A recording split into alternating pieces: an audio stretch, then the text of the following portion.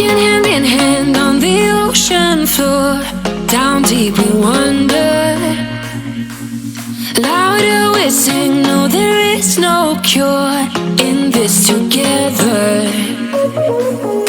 I don't wanna tell you that it's not real. Nothing is a fairy tale. Everything about you is so really won't be pretty when it ends.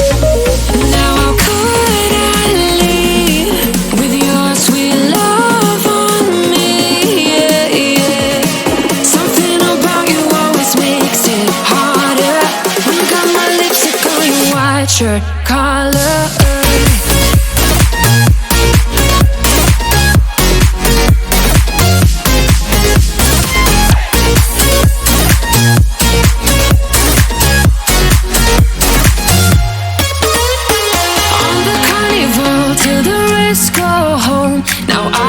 See you.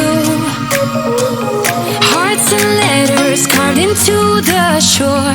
We'll never grow old. I don't wanna tell you that it's not real. Nothing is a fairy tale. But everything about you is so really won't be pretty when it ends. Now how could I leave with your sweet love?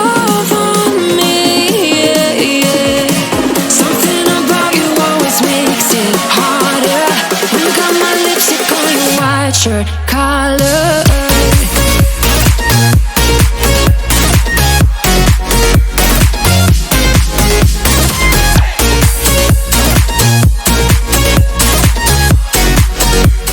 Think I'd try this a new way. I'm gonna show you the tricks that I know.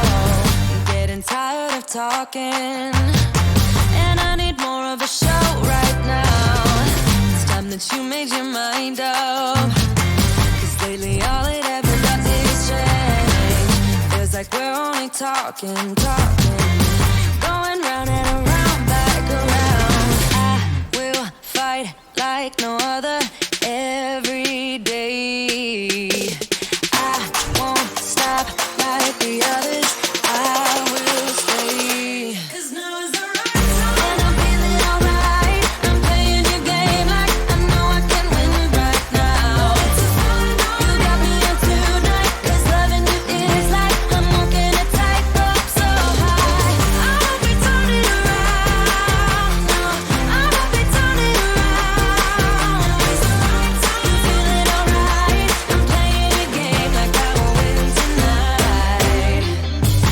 I'll do it on my way. I'm gonna show you what I'm going through. Get you out of your comfort zone. 'Cause I need more of the truth right now. It's time that you made your mind up. 'Cause lately all it ever does is change. Feels like we're only talking. Going round and around, back around. I will fight like no other every day. I won't stop like the others. I will stay. 'Cause now is the right time. And I'm feeling alright. I'm playing your game like I know I can win right now. Yeah, well, we just love chastisement. I know. What? Hello, adventurers. Woo! We're adventurers. That's us. Welcome back to our Tuesday Dungeons and Dragons game here with Adventurers in Athoria. And a welcome to all of you who are watching at home. So that way you too can chastise Sean and the other players. So, for those of you who don't know, we congregate here on Tuesday nights in order to just spend time together in our local Dungeons and Dragons campaign, playing one of the best games of all time. So, we stream on Tuesdays at 8 p.m. Central. We do have an after show on Thursday called Adjacent with Jace at the same time. However, we will not be having it this week because of some scheduling personal stuff. But next week, we will return with our regular programming. And we are hoping to have maybe something special for you guys since last week, unfortunately, some of you guys jumped into Adjacent with Jace, and due to some issues beyond our control, we lost power. So we have some fun to make up for, basically. But regardless, all of the shows that we have will be available on VOD on Twitch immediately after they're finished. 2 days later, they show up on YouTube. So be sure to go ahead and watch our socials for when those go live. If you need our socials, go ahead and let the moderators know in chat. Feel free to let them know if you have any other questions. Thank you for that and our humble announcement. So we can go ahead and jump into this week's chapter of Adventures of Athoria. So, in last week's chapter, we followed our heroes after they returned to the village of Houselet. The party turned its attention to a meeting with Lord Rhydian, a magus who is connected to the village's Lyceum Arcana. Hoping to make a good impression, the party set out to gather in clothes befitting the higher class with whom they were fixing to entreat. This week, however, our chapter opens to our heroes departing to the Lyceum to learn more about this mysterious institution and its sudden interest in Milo, the young village child that Caleb is attempting to take into their private collective of hedge mages. So, let's see whether or not this fateful meeting will end in the party making an ally or an enemy. Combat! So, What the hell was that? The party has departed the charming Moon Inn Tavern in the upper quarter of Houselet on the western edge of town. Passing farther west into the familiar entry of the forests around there, which, if I can ever remember the name of, let me check my notes. Lyceum Cognosum. No, that would be the Voldenweald.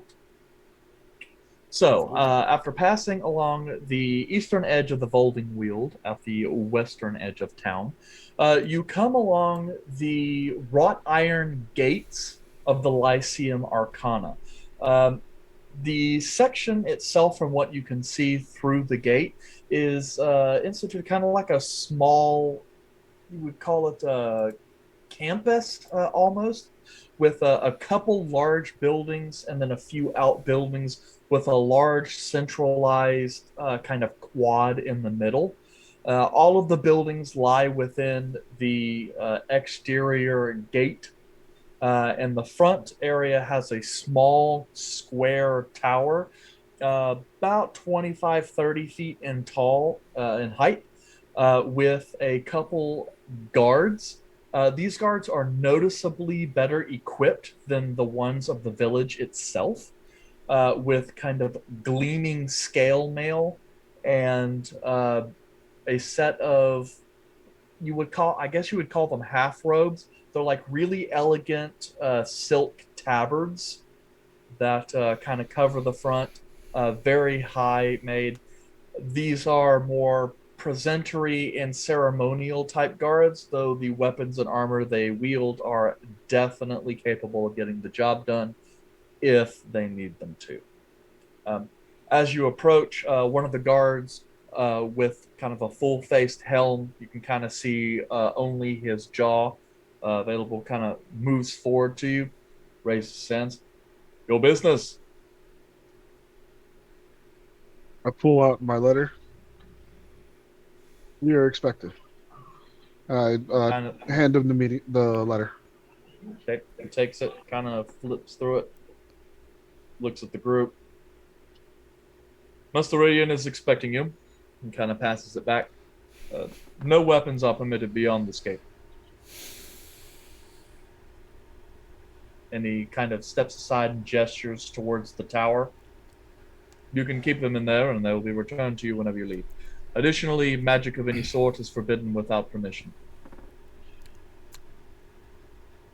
Arthur leans over. I look back at Exal.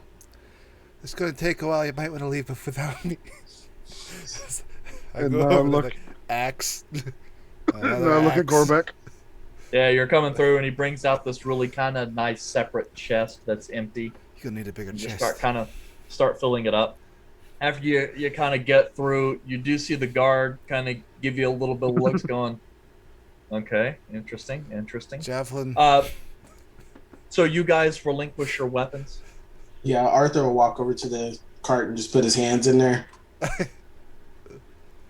You You can keep your do hands. that. The guard kind of looked at you odd, apparently not really getting the joke. But when he sees that you've got nothing in there, just kind of looks past you. Just because we got some shady people in the party, are any of you attempting to hide weapons on your person? No. No. I'm I think- almost as effective barehanded as Arthur is, so Volred sees everyone giving up their weapons and kind of looks confused. I don't know who's standing next to him, but let's just say Caleb turns to Caleb and says, I was told I didn't have to give up this bow. See, you don't have to give it up permanently, but while we're going into this house, they don't want anybody armed because they see us as very deadly, Well, that's true. which is why they want us unarmed. Oh, gotcha. And Volred gives up the weapons. About the time you guys finish loading up the container, the front gate opens and you are joined by a man, perhaps in his late 20s. He wears this kind of very simple, I would say almost like a Snape outfit, just kind of a single-breasted cloak that goes down.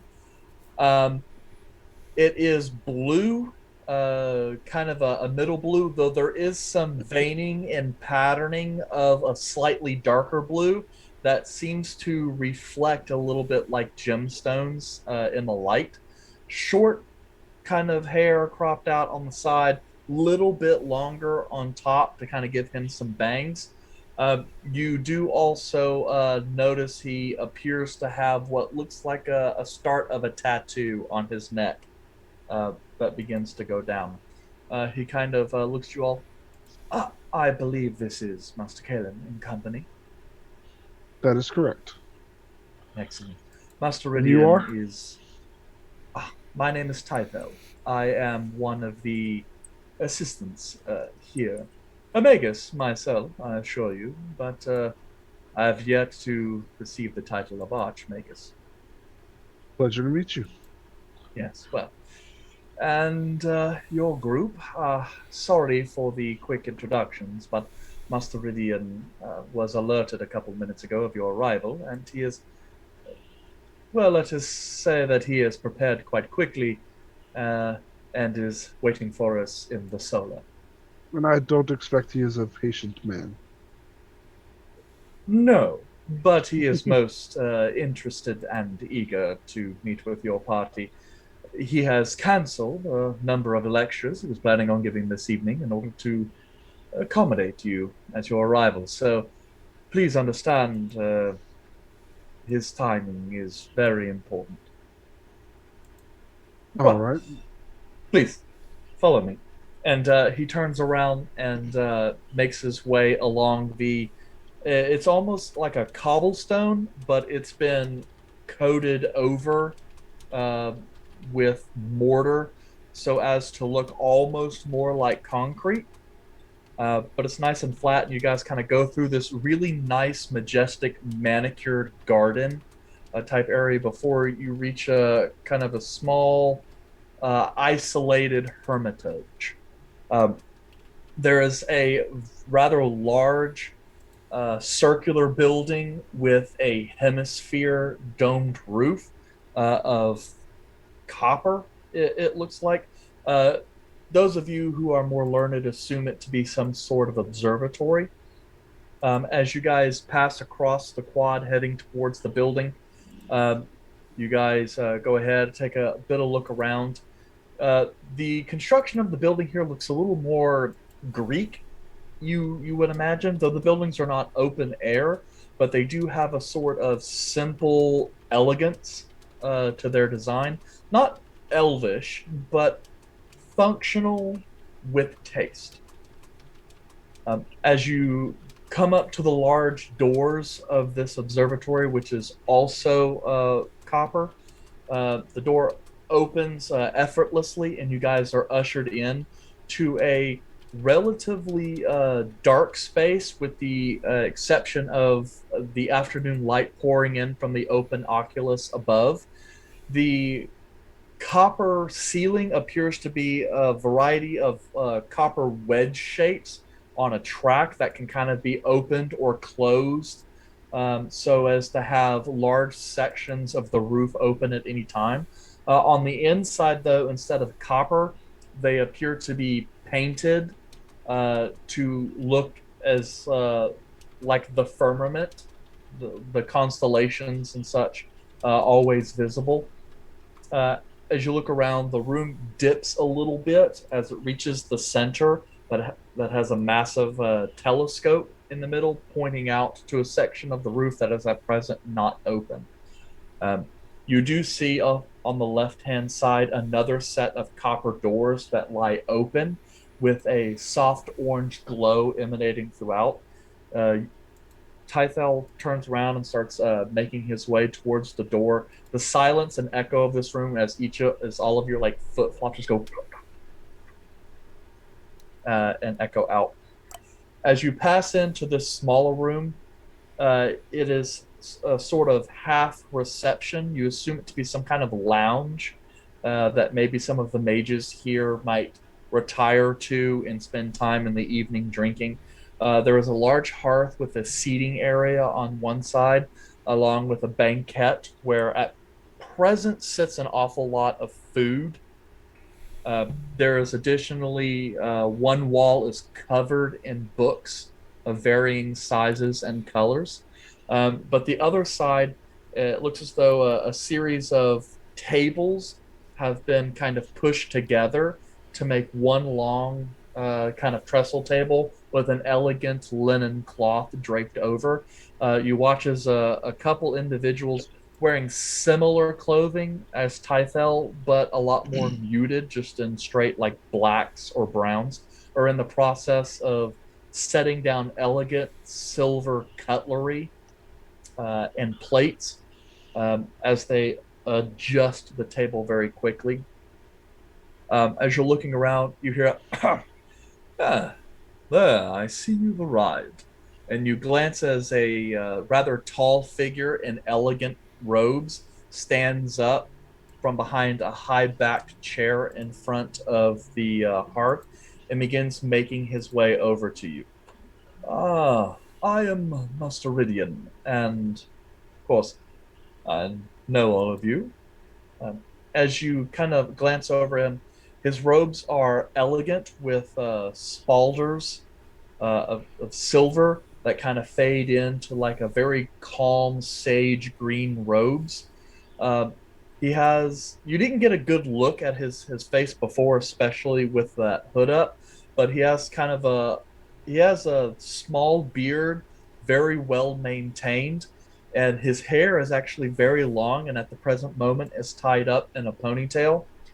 Uh, he has no sort of piercings or any sort of blemishes on his flesh. His complexion is flawless. Um, Fair skinned, though slightly more tanned. So you get the sense that he is either perhaps from farther south in the more sort of tropical climates of the island, or perhaps gets pretty good time outside. But he glances over you. Thank you so much for choosing to dine with me. I realize it is short notice, but I suppose we have a great deal to discuss. Thank you for inviting us. Talk now or eat now. Well, he glances over to the servants who are still in the process of setting up the table. It appears as though they have a few minutes. Perhaps an aperitif. Anything that comes to mind? A what? An Well, aperitif. Who? Sorry. It is a drink, something that is designed to stimulate the appetite and the metabolism. Absinthe, perhaps. No. You mean Oh, appetizer? dude, No, an well, appetizing drink. He's all. yes. I heard somebody call him one time. I think it was an elf, an hors d'oeuvre. I would like What? one of those fancy drinks, please. I don't know. I will take one as well. Yes. I didn't get And, dressed up for nothing, so yeah, yeah, I'll he- take one. snaps his fingers, and then one of the servants, the one in the dark brown tunic, breaks off and begins collecting several glasses of crystal and filling them with a bright green liquid and dropping what looks like sugar cubes inside, and starts bringing it over and That's begins absinthe. passing it out. He's all. I ain't drinking nothing that's green. I'll try anything twice. Okay, your funeral. As the drinks are passed out, he looks around. Well, a toast to your success in so far in the village. Toast. Opa! And he kind of quickly takes the drink Oh, I don't shot, drink it. Give me kind your of sets it grinder. down. Yeah, it tastes pretty good. A little sweeter than you would have expected, but Sweet nut. mm, Sweet nut taste. Yeah. Healing potion, you say? technically absinthe is made with wormwood, so it's an herb. But Mm, anyway, Sweet minty Sweet nut. wood. Yeah, got it. Got sweet wood taste. Yeah. A little salty at the end. all right, making a note of that. Okay. You're gonna have to make a lot of notes. So as the crystal is passed Calories back off of to the hate. servant, Rhydian again steeples his fingers. Please have a seat. And he kind of gestures to the sofas. I'll find a seat and sit. Oh, Rhydian turns his high back chair towards putting his back to the hearth and kind of returns to it. He gets very comfortable in his position. Well, I would like to thank you again for coming. I realize this is an unusual place to find yourself, especially considering you know so little about me, and I seem to know so much about you. Still, I would hope that this would be the beginning of some kind of a relationship, and if at the very least we can, how is it said, get on the same page. All right, and what page would that be? Well, let us not worry about business at the present moment. I prefer not to do so on an empty stomach. But perhaps we should take this moment to get a better understanding of each other. Of course, I have inquired as to the ship, the Reef Breaker, I believe, that brought most of you here. And I've had some dealings with dwarves, and he kind of looks over to Gorbeck, is like, goblins? Yeah. That is a story I will have to hear. And then he kind of glances over to Volred. You, on the other hand, are someone I have been, as of yet, unable to determine your identity.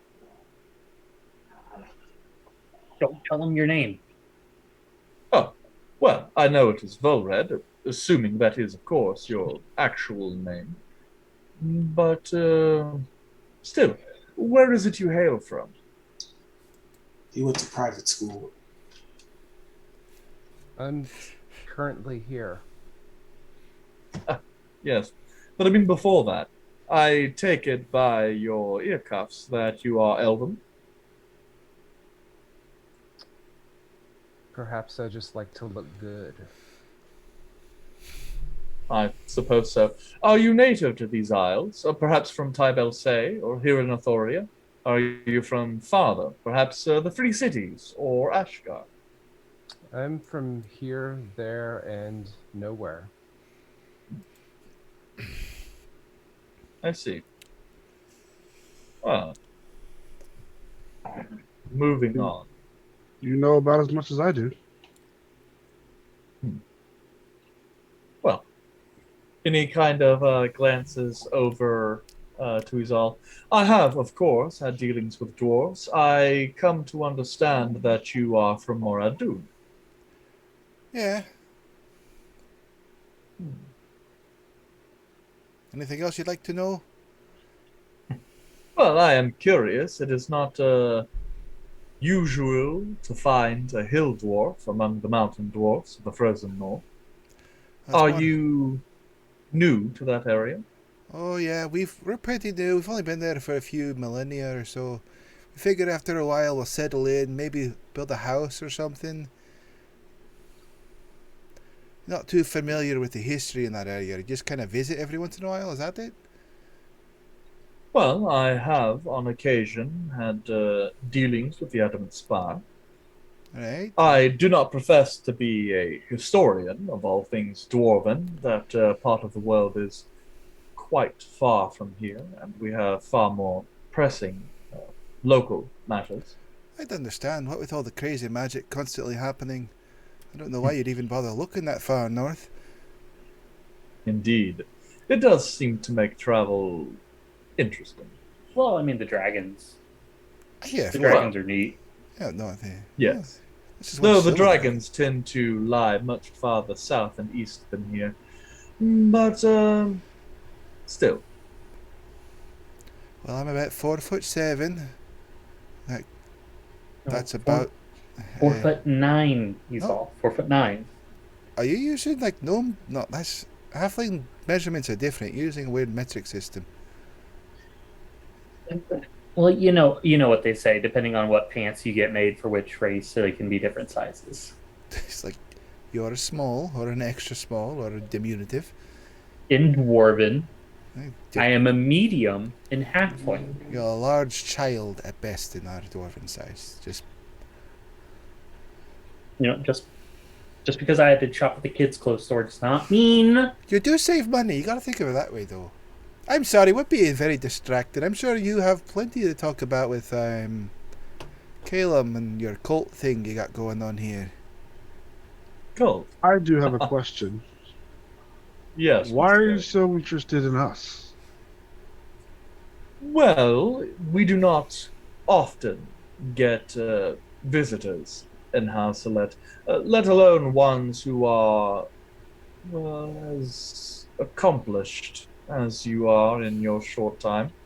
From my understanding, so far you have managed to make friends with one of the local tavern masters.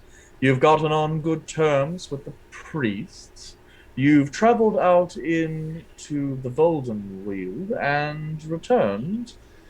And I believe you also saw to the release of a kobold, of all things. Very curious, the occurrences that you have seen to in your relatively short time here in town. That doesn't seem curious. That sounds real nosy. And they Just keep- a normal, Well, I mean, they're- Tuesday for us. You're not used to being in small towns, are you, Mr. Arthur? No, I'm usually on a boat in tight quarters with other people, and even then we mind our own business. Oh, my bad. I didn't. I'm just gonna stand in the back. No, it is understood. It's simply, in a town such as this, very little changes from day to day. Each of these things may seem normal to you, but any one in particular would be a cause of quite commotion in a town such as this. To have so many items occur in such a small number of people in such a short period of time is memorable. We making waves. Yes, I suppose to use a nautical vernacular, you make waves. just crashing in on the shore, ruining your day. I mean, we kind of did almost crash. This is a fire ice and shit. And Rhydian kind of looks over. Ah, it appears the food is done. Please, let us retire over to the table and have some more elevated fare. The lettuce. We're about to eat salad. Mm. Let us leave. Is that going to... Let You us guys- leave. That was a joke, right? can't- There's not going to be actually food, right? Not just lettuce. Rhydian kind of looks you over. You are certainly a comical troupe. Well, and he kind of makes his way over to the tables where servants have begun dropping what looks like braised lamb, variety of salads and desserts and potatoes and other such. Very expensive food, deviled eggs, things like that. Why'd you go and ruin a perfectly good egg? Not how eggs are normally served. Rhydian kind of sits down. Well, I agree that this is not typical preparation methods for elves or dwarves, but here in Athoria it is common. Well, in the Lyceum it's common, anyway. I hold up a lettuce leaf. Look, you were right. Wave it at Arthur. Yeah, these eggs are delicious. He just starts picking up some of the deviled eggs and is just eating them. You're that guy who just eats all the deviled eggs. Like, oh man, I would have won. They're so good. You guys sure you don't want one? I did. No, I we're, did. we're good. I did, but you seemed a little busy there. Are you sure you don't want one? Smells like mayo. This oily salad dressing. So, a brief few minutes pass as you guys take in some of the food. It's a little earlier than what you guys would normally eat, but it works. The food is really rich, though, so it doesn't take long before your stomach start feeling a little sated from all the delicate food. And you kind of look around and notice that there's still quite a bit of food left on this table. As the eating begins to slow, the silence turns to a bit more conversation. Rhydian kind of glances around. So, I suppose that when your ship is fixed, you will depart, Hassel? That is the current assumption, yes. We leave on the morrow. On the morrow, Thought so it was soon. the reef breaker. It is the reef breaker. He just said ship, but I think he doesn't really. It's fine. We leave on the morrow. Well, the flame that burns twice as bright burns half as long, as they say. So, what is it you would Shoot the like to southern do candles. with the remainder of your evening? Is there any special locale? Perhaps someplace I might be able to open some doors for you? Are they locked? I mean, is it like a key? It's like a social thing. I think there's only like 4 people who live in this damn town. I don't think we're really hurting for social interaction. I do have a question for you. Yeah, What's Rhydian the- is just what's- kind of looking at the rest of your party, and it's just like, yes, Master Caleb, and he kind of slides the plate forward. I suppose we should dispense with all this comedy and get to the matter at hand.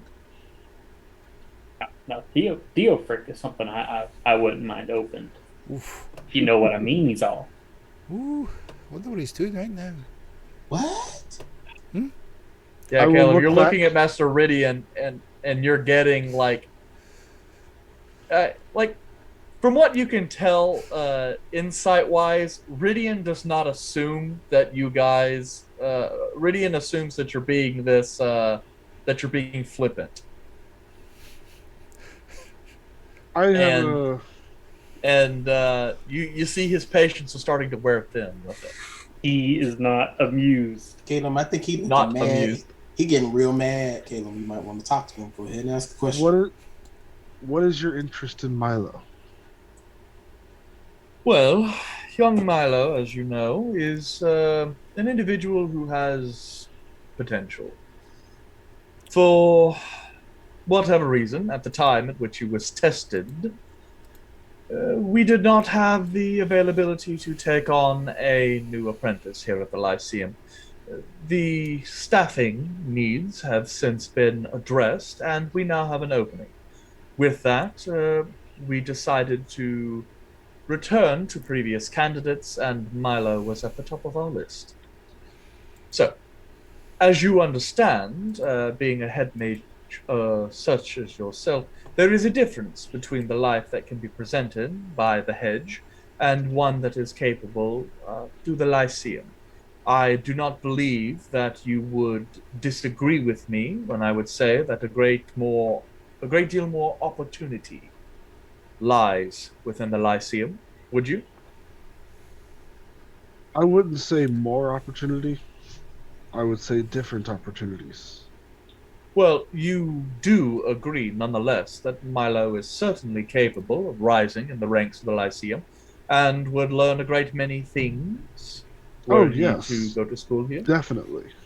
But Would you say that he might even reach higher forms of magic in a much faster capacity than what your hedge could provide?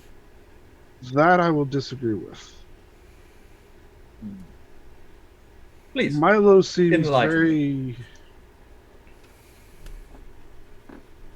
thirsty for knowledge, and he seems to pick things up much faster than most give him credit for. If whoever tested him the first time, they need to be rechecked because he should have been picked up right away. I have no desire to disagree with you on that matter. As I said, it was a staffing issue. His potential is not an issue. We have space for him now. We did not prior. And I might inquire, the Lyceum is a sort of charter that leads into the Athenaeum. The greatest mages of this age were trained there. I do not believe that young Milo can reach the same heights in the hedge in your ring than what would be capable in the Athenaeum. Tell me, does your group have any grand libraries of ancient knowledge? Do you know ancient spells that are unknown to any outside your order? Me personally, no. But I do Yes. know a great number of wizards in our circle who know Yes. much, much more than And how long have you been a member of this circle, might I add? 3 years. This 3 years. And I assume in that time you have mastered what? 2, 3, 4 circles of magic? Me, no. Others, yes. Others? And you, how many circles have you been initiated in, Master Caleb? One at the moment. One. So, you are, forgive me for putting it so plainly, barely a neophyte. Not By my own slightly choice. by your own choice. Yes, well, forgive me for questioning. I am an archmagus. I am far more versed in magic than thou art, and I believe that under my tutelage, he can reach a much higher class. Staying with you, he may likely never get past the first circle. Thing is that there's something you don't quite get. His mother and him have placed their trust in me. I'm not going to betray that trust. If they wanted to be with you, they would have when they had the chance. Well, So I will take them, and I will make sure that he learns.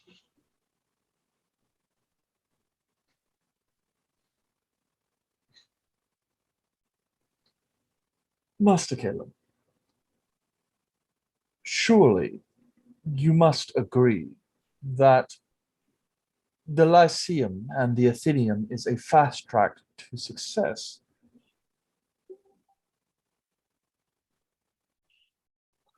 Do you not? It can be, but it can also lead to a pompous attitude. Well, I certainly understand that there are many of my particular class who look down on hedge witches and wizards of your type. I assure you that I hold no such disdain. I do not see you as any less capable than anyone else. It is, as I stated previously, a matter of resource. We sit here in an elegant room that possesses a tower of astronomy, libraries of ancient knowledge, and some of the finest mages in this section of the world. And young Milo will be here learning things that quite simply your ring will be incapable of teaching him.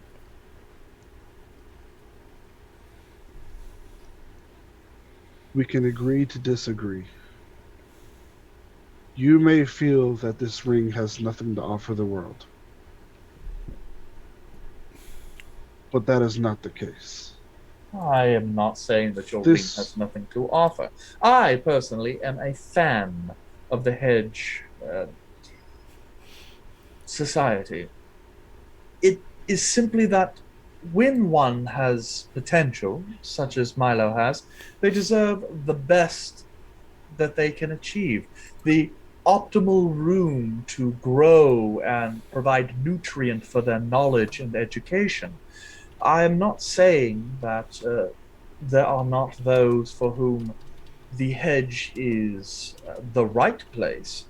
I am simply saying that in Milo's case, I believe that he will ultimately be better off in a place that has the resources and the knowledge to provide him no limits on his gift. Can you say that your group will be able to provide him the same level of knowledge and experience, the same life and understanding that the Athenium is able to provide? the same life, the same knowledge, the same opportunities? No, but different. And each of those paths can lead to the same ending, just a different way. There are many wizards in our circle who have mastered 8th and ninth circle, just like you Yes. have. Well,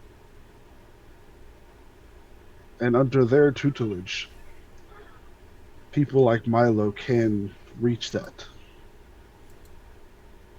I decided to travel the world. That's what I wanted. It won't take him that long. He doesn't want to see the world. He wants to learn. So that is what he's going to do.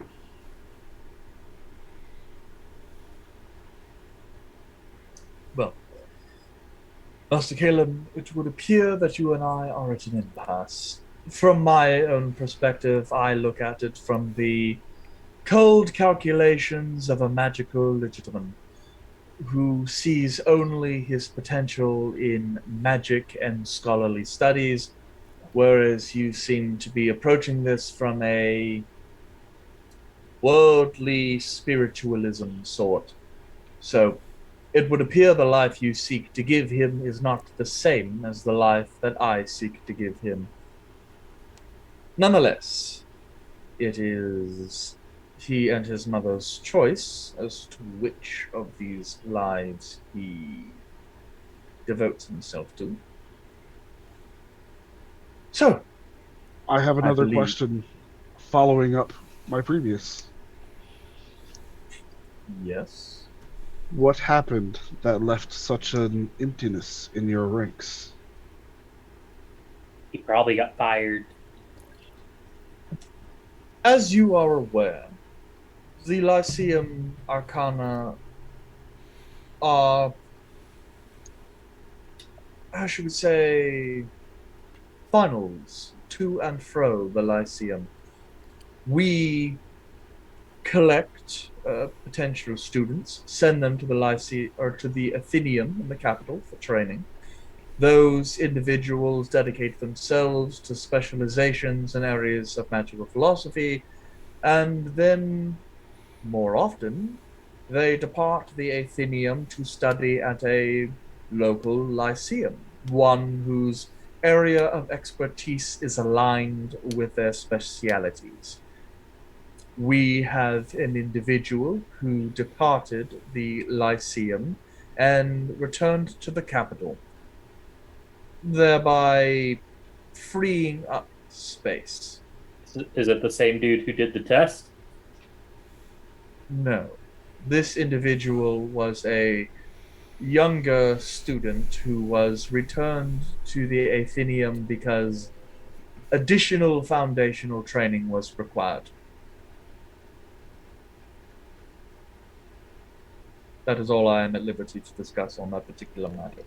Any other I'm going to- questions, Master I'm going to Philip? insight check him and see if he's telling the truth. Because I don't believe him at all. We killed him. Yeah. He's dead now. He dead now. He died. Can't He be had a a wizard. ditch in the back. 14. Can't be a wizard without 14? no hands. It's hard to say.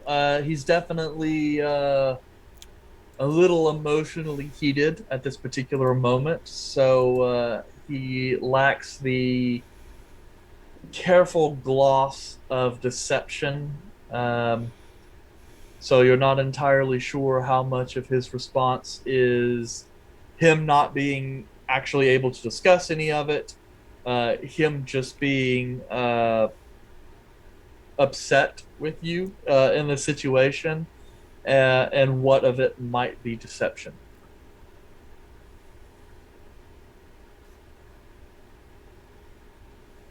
All right. I appreciate your willingness to back down and drop the subject. And I'll pick up my glass and have another drink and toast at him. He picks up his glass and just toasts you with noticeably less vigor than when you guys first arrived. Arthur, can you pass me some deviled eggs? Yeah, there's only like one left. Should have asked earlier. It's but no here. they You were can have it. talking. You can have it here. I'm not gonna pass it over. They were talking earlier. I didn't want to interrupt them. They're delicious. They were. That's good. Is that a lot of paprika in there? As that happens, Rhydian just kind of motions, and the servants come and begin taking up the plates and clearing the table. Rhydian kind of slides back his chair and begins to stand. Well, I certainly appreciate you coming to see me. I hope you enjoyed the food. I'll stand up. I have something. I did. Thank you very much. I've got something. Just a quick thing. I'm sorry. You're all doing. You're talking about children passing overs. There's a family down in the city that's apparently they owe a debt to the Lyceum due to a medical bill. The father of the children had recently went into the woods and had died, and we had brought back the remains, and turns out they still owe some money and got into debt, Is there any way that we could possibly work around that to where it's not you taking away everything they have? Master Rhydian kind of glances down a little bit. That isn't exactly my department, Shit. but I suppose I could look into it. What is the name of the family? Hunter Kian was the... Is that his first name or Hmm. last name? Kian was the first name. I think That would be the Wood family. the wood. It'd be easy to remember it, but I thought it was too ridiculous. Yeah. As I said, we have very few outsiders approach. It only takes a few years being spent in this village, and you know everyone by name. How much does Besides- she owe? Well, let us see. If I recall correctly, about 130 gold. Though not all of the sum is past due at the present moment.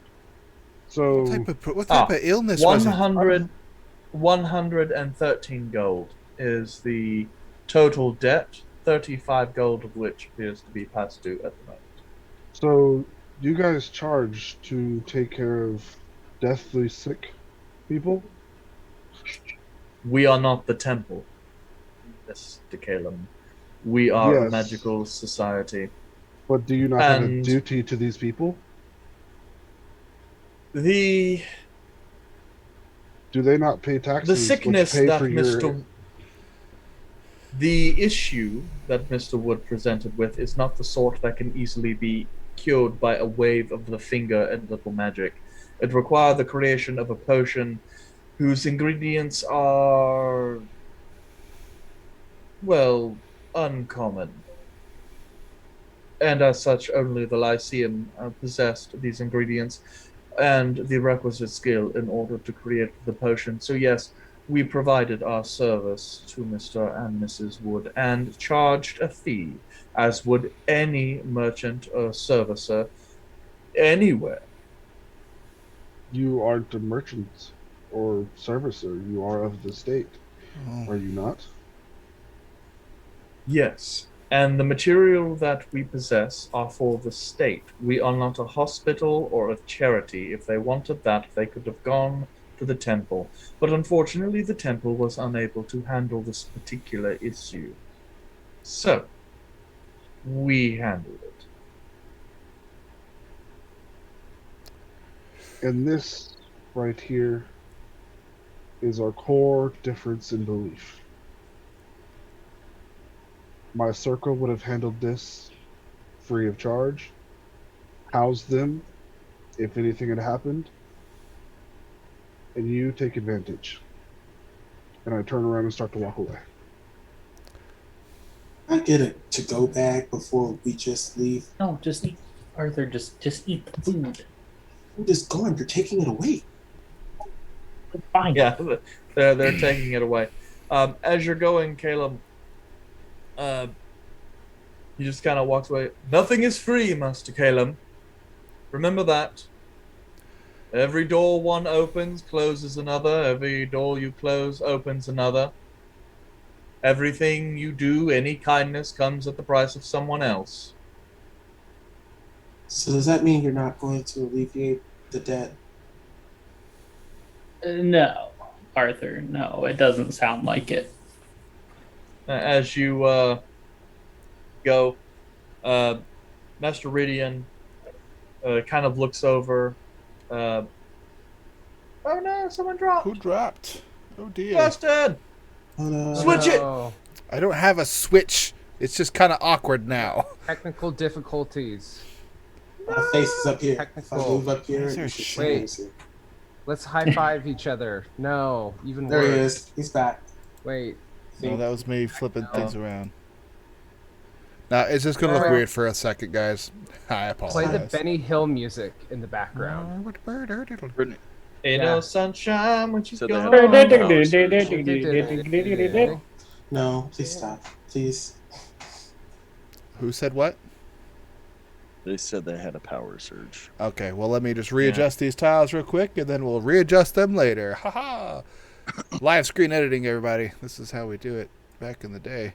Yeah, I thought we had a I got like 5-person. We did, but I had to edit several things, and those got deleted. So, because They didn't have a power surge. They had a blow up. I'm cool to just exist in like 2 separate boxes. I enjoy that I am the only one who is not crazy as shit right now. Okay. I mean, I'm cool with this, but like my mouth is in like the corner of one box. Yeah. Don't worry, guys. I'll fix this. You geeks. I fix all kinds of things. Don't worry, everyone. Eric, you can keep talking. I'll fix this. Although, you were talking. You sure you're gonna fix it? No. Well, I mean, I can certainly try. And with that, Caleb magically just disappears, leaving his.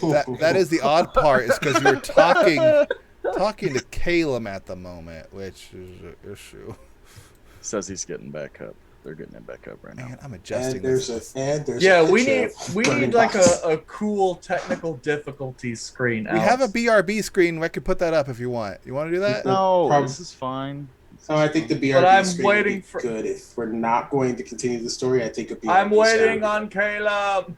Yeah, like if we were in the middle of something where the story could keep going, would be okay. But unless, do you want to do comedy hour with Bevo? What do you Oh, get? a joke. Gorbeck, do you I have literally- any new... Literally Gorbeck, biting recite my tongue us the entire time. one of your legendary songs. It's more of a moment thing.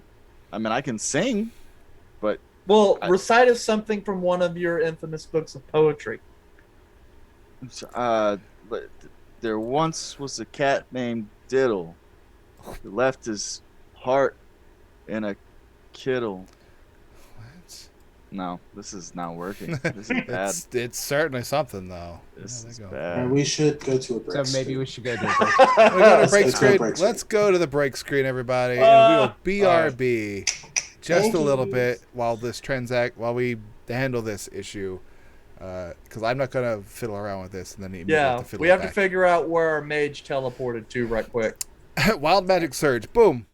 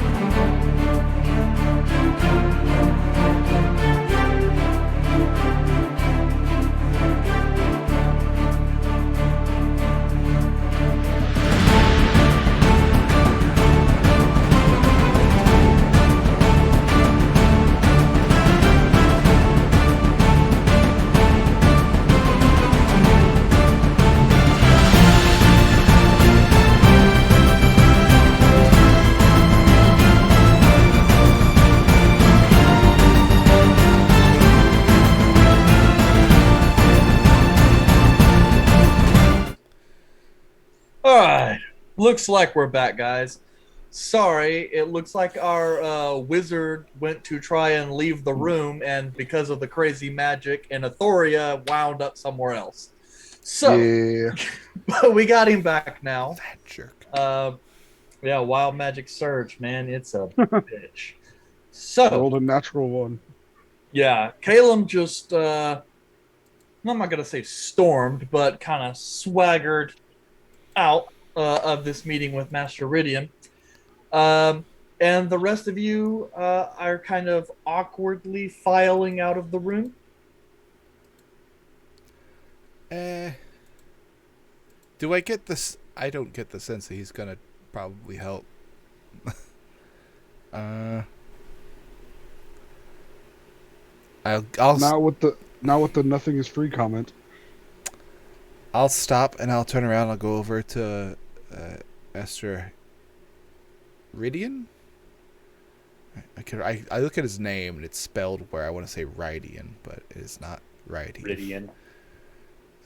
Master Rhydian, I would really appreciate it if you're going to help them with this. I understand it's not your department, or you'll look into it, but they've been through a lot. If there's anything that I could do to help in the situation, I've already helped them with their closure, and I promised them that they weren't going to have to worry about it anymore. If I were to promise you some type of compensation later on, I don't have the means right now. Well, like you said, nothing's free. I guess helping someone's not free either. I know I'm from the north, but I plan on staying here in the south for a bit. We're going to travel around these islands for a while, probably get some type of coin in some way.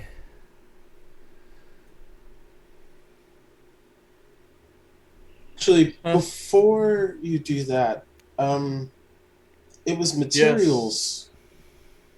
It was materials. I was going to say, yes, I can give you a picnic basket. No, that's not what I was asking. Materials. Arthur takes out a sack and presents the materials that he collected from the woods. The blood on the vines, the grim flower, and the grave fist. I know that these are rarer materials. Would this compensate the difference between the materials used and the amount of gold that they owe? Rhydian kind of gingerly handles some of the flora, knowing, being able to reasonably identify them. Don't lick your fingers. He kind of looks you over a little bit. These are indeed rather uncommon around here. And he kind of looks over to his all. Very well. As a gesture to show that I mean no ill will, I will handle this debt. Thank you so much. I look at her. Thank you for helping. No, you didn't have to. Arthur whispers, I kind of don't want to come back to this place. I mean, unless they have more deviled eggs, but... Where should I get going? Yeah. Thank you, Master Oh, Rhydian. come on. Well, Wait, do I have to give you all of the flour? no, he's rejecting the flowers. He's like, oh, thanks, but Thank you. Awesome. Okay. Arthur moves on. I also leave. all right. As you guys exit, Tythel is out there in the main astronomer hall and kind of greets you as you come up. Oh, well, hopefully that was enjoyable. Was there anything else I could provide you? We still have a little bit of light left. Perhaps a tour, or would you like to be on your way?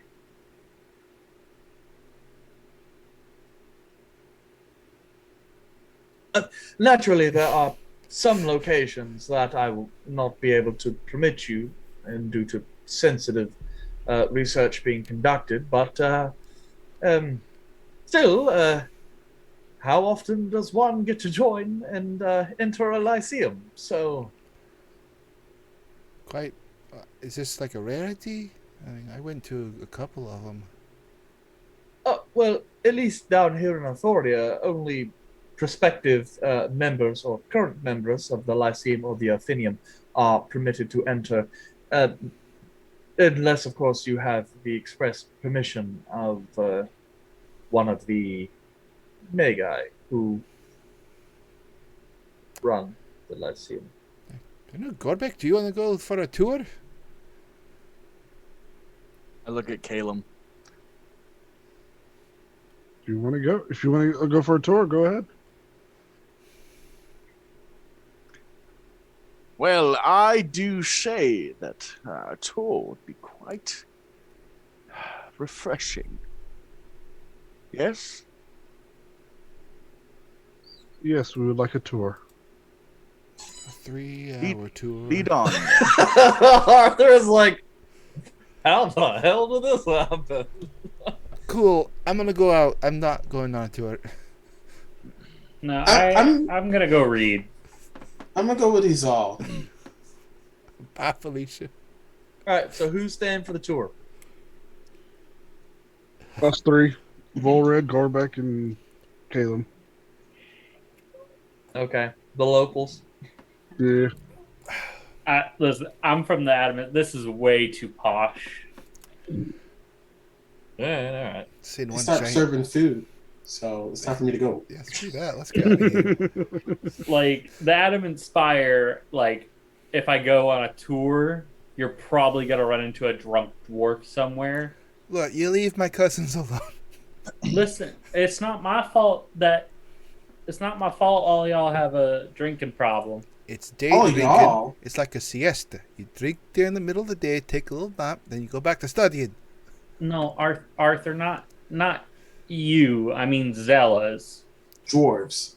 Yeah, No, dwarves is Zellas. No, dwarves are more like, there's not a lot of zealous Oh, in the Adamant yeah. Spire. They're just distant No. relatives. But like they wander in. The security is not great. I mean, No. you got a clipboard in your hand, you can just wander right in. I mean, if you just look the part, The you can go right in. Because I name mean, badge. who really is gonna go that far north and make it? Now, if a human goes walking in there, we're going to start asking questions. Oh, the humans aren't really allowed in there. I mean, a long time ago. I heard a story about one that had snuck in, stole some paperwork, and got out and tried to sell it as his own work.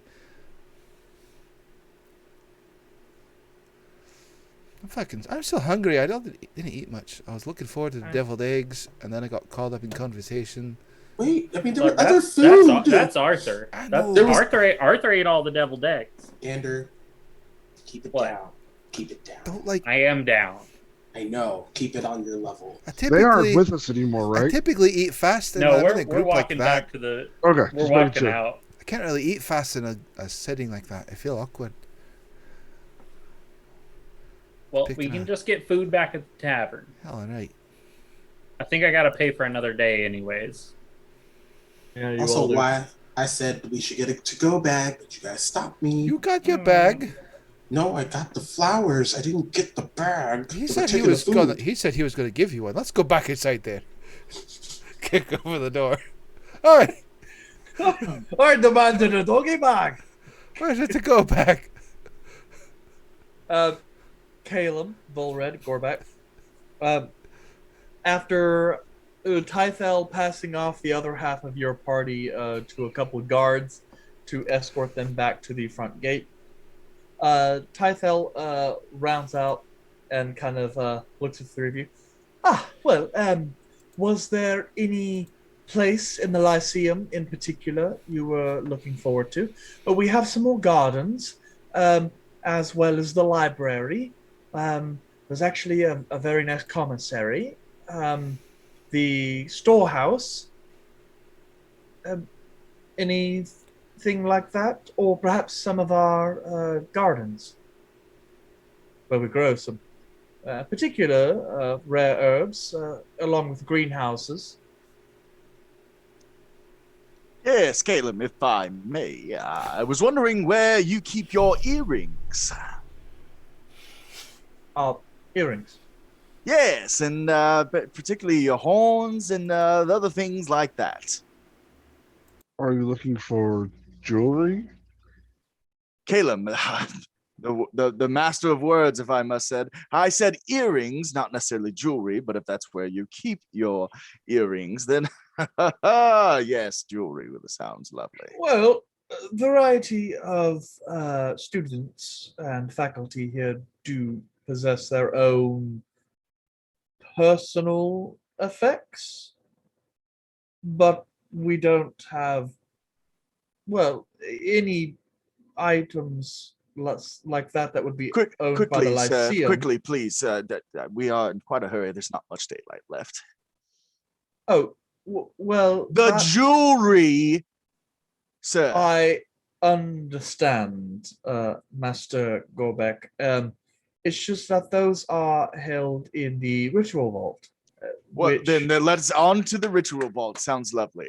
Caleb, can you please ask a gentleman to lead the way? Well, the ritual vault lies in the reliquary, which is not a Which place is probably just a few strides, I guess, maybe a few more strides for a young man like myself. I much have shorter legs than most, but it lies underground, actually, but it's not That's a place usually that... where dead things lie, but the vault, it's sometimes... It is not a that. place that outsiders are permitted to visit. Well, why didn't you just say that students. in the first place? I mean, my goodness, we're standing here. Trying Daylight is leaving.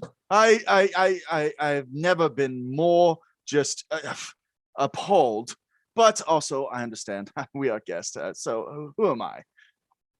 Caleb is trying very hard not to laugh and keep a straight face. He is tight-lipped.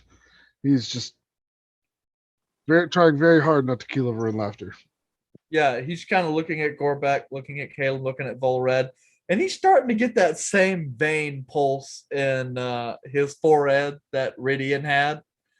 It's like, I see. Well, where is it you would like to go? I've already told you where it is that I'd like The to library. go. We can't go there. Yes, Caleb, yes, let us travel to the library. And he takes you across the quad to a rectangular building that has a bit more of that Greek style. These kind of large gray blocks of stone that have these kind of narrow columns. As you pass through a set of heavy oaken doors banded in dark wrought iron, you open up into a central floor of a library. The room itself is about 40 feet by 60 feet in size. And this ground floor, and then it has another floor beneath it, and then another floor above it. As you look up, there are a couple areas that look like there are spiral staircases that lead up into the upper section, while the lower section appears to have some staircases that have like a little velvet rope in between on the staircase, dissuading people from descending them. But you see no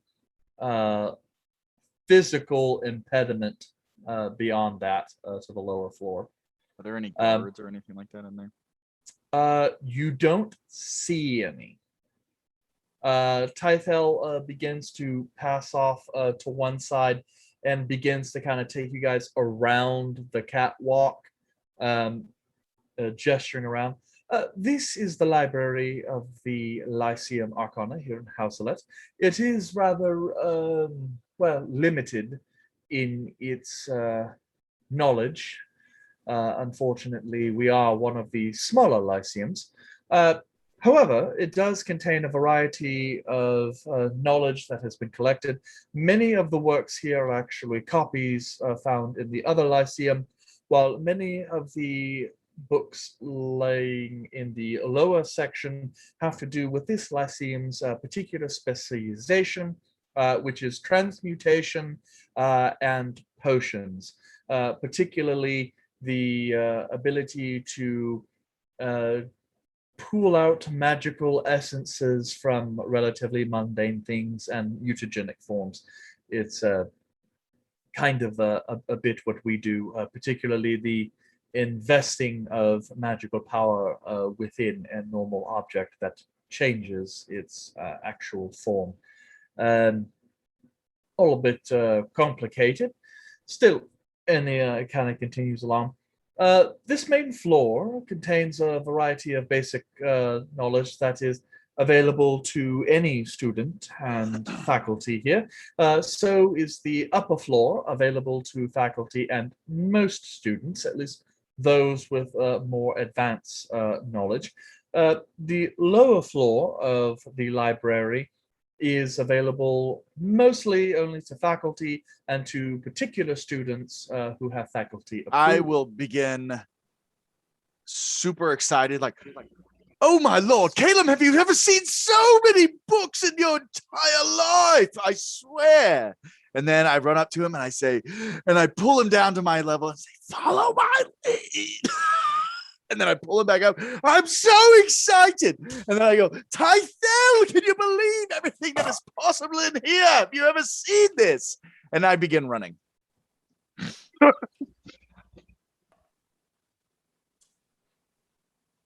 While this happens, As Gorbek begins to run off, Tythel swoops back to Caleb. And what lead was it you are to follow? Whispered. Doesn't matter. I rolled a natural 20 on the perception check. And Tythel kind of takes a step back, Caleb, so that way the distance between you and Gorbek is open. Tythel kind of gives you a very stern look and says, I would highly recommend, Master Caleb, that you keep your friend in check, or else he might be harmed by some of the things he comes in contact with here. Gorback, come back. But look, Caleb, there's so many books. And I start going up and down the rows. Gorback. Unless you want to call down the wrong ire of this building, you might want to come back. I will grab a book and I say, Caleb, Oh, this was the grab a lead that I was book. following. Okay. Gorbek, I would like you to roll me a Constitution saving throw.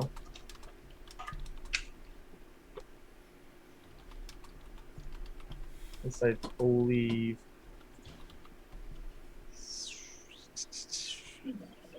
16. Constitution. Ooh. I'm sure you'll be fine. It's a Constitution save between friends. Constitution save in the library of a magical school. I'm sorry, what did you say it was? Your save was? 16. Okay. 16 does pass.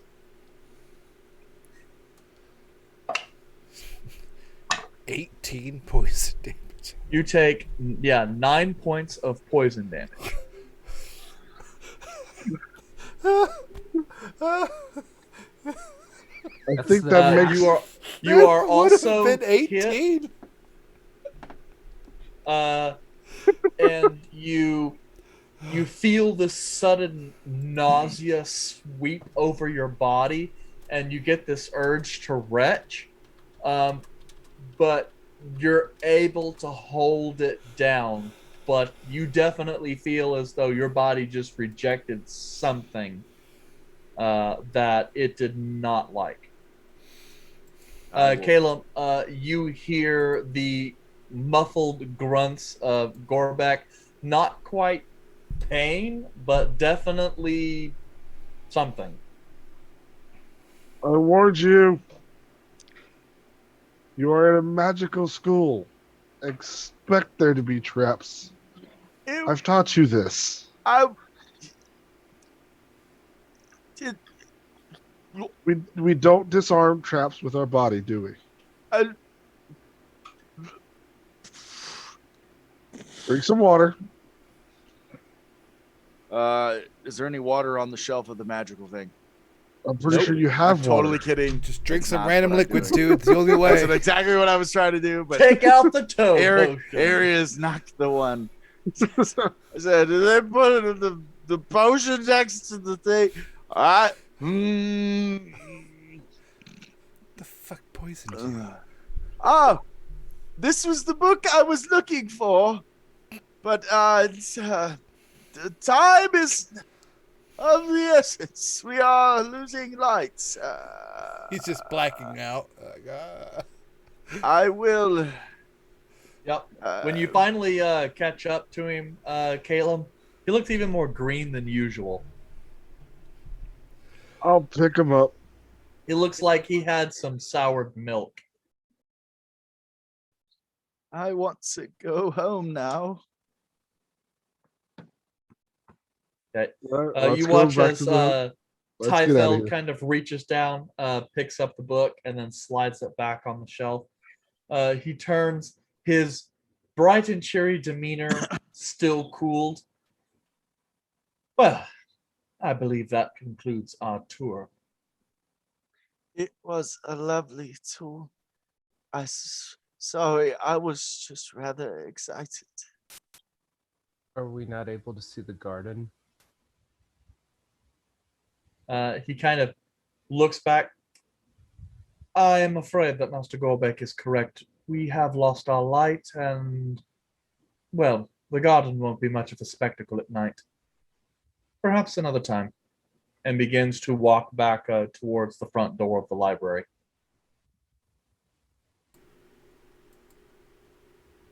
But I can see at night.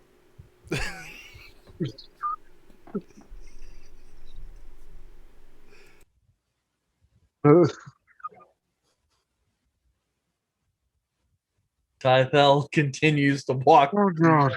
front and opens the door to the library, kind of Such a ushers you guys simple out. statement. That's the weirdest application of "but I have dark vision" I've ever heard. And walks you guys across the quad back to the front gate. As you guys pass through, the guards return any weapons or other belongings to you and bids you a night. As you guys kind of get ready to go and leave, Tythal goes, well, it was charming to meet you all. Too bad you're leaving tomorrow. Good night. Couldn't be sooner. Tomorrow. Oh yes, it's so sad that we're leaving tomorrow. We are totally at the tavern right now. All right. I'm gonna head back to the tavern, slow and steady. Okay. So, you guys make it back to the charming moon at this time of night. It is full swing. Looking around, the sun is just starting to set on the horizon. Not a storm cloud in sight yet. It'll be And monsoon of acid tomorrow. Don't worry. No, he's all. Oh, you God, he's connect rolling the forward. spring. You connect the spring there, and then you put the casing on. If it shocks me, I'm going to hit you.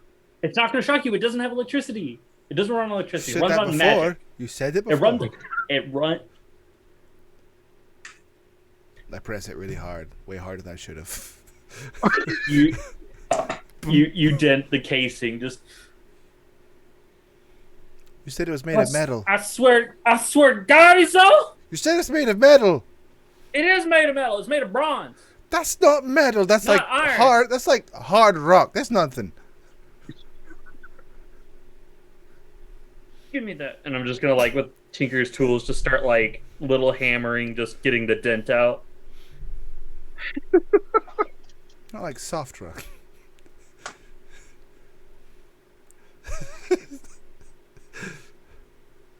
Arthur's just eating leftovers. Yes. What? good Yes, Arthur. That's good food. Isn't metal just hard rock? Yes, metal is hard rock. Right. It's melted rock. So, like, I wasn't confused whenever you just said it was hard rock, but that was the same thing as like an actual metal. I've got different standards than you all do, apparently. Apparently. I was just confused. It's okay. I'm gonna get back to my goodie bag. Hey, they actually put another deviled egg in here. Do you want this one as all? No, I think it might have sit wrong. Oh, that no chance for that one. There it goes.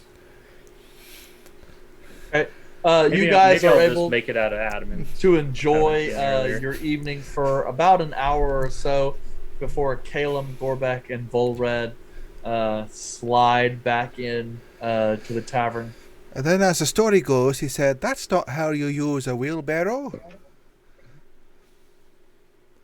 Yeah, it wasn't that funny when he said it either, apparently. Why did you think to say it again? It's just a story that's written in the damn book. Oh, ha ha ha ha ha. I think he wrote ha ha yeah. ha next to it. That's not very good sense of humor. Yeah, he thought he was. He's pretty old, though. Well, hello there. Enjoy the I'm tour. still carrying Gorbeck. Did he die? He's unconscious. He jumped off a building again, didn't he? I'm gonna begin to take my clothes off and Oh, nope, lay on nope, the floor nope, under the nope. table. Nope. Is he nope, wearing nope. clothes underneath it? I've just got my pants on, my little shorty shorts. As soon as you like take it off, like top, I assume you do it the weird way, like top down. Yeah, I see bare chest. I'm like, nope, nope. And I Caleb, have Saving glass myself for a nice acolyte of down the warm street. milk. Oh, that's great. I'm gonna reach up. Can we get a glass of warm milk for Stripper over here? I'm gonna walk over and I'm just gonna grab the robes off of him and put them back into my handy haversack. Yeah, they could use a little bit of washing. Oh, well, then I'm not going to put them in the handy haversack. I'm just You don't going have to worry walk about around. that. They automatically clean themselves. Could I get? When? They're mending. They don't clean themselves. Pending, not prestidigitationing. Yeah, I'm Okay. going to take. I'm going to take this over I to can't the do wash that. bin. Could I get the second one, please? I don't want to look. You need some prestidigitation for that, Caleb. Some The precipitation. I'm normal gonna go up shorts to, that I always wear, they're just mid-high thighs. I want to go up and grab a drink for me and go sit down. Gorbeck, are you Yeah. wearing clothes? I got my shorts on. That wasn't even undercommon. Do you have clothes on? Yeah. Arthur, is he wearing clothes? He has pants. Well, I mean that's Yeah, pretty decent. I guess that's close enough. Thought they saw that almighty with that one. Jeez. Ever hear of an undershirt?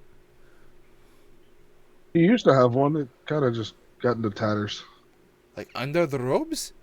Yeah, he had one. Didn't he have a vest? Where's the vest? Check the robes. Shake 'em. Nothing in Clunk, them. clunk, clunk. I don't know where it went. Several books fall. God. Well, that tour was nice. Did you all see all kinds of cool things like dragons or vases? I saw Gorbeck get poisoned. Is there more to that statement, or was it just kind of a... More Gorbeck stuff. Very entertaining.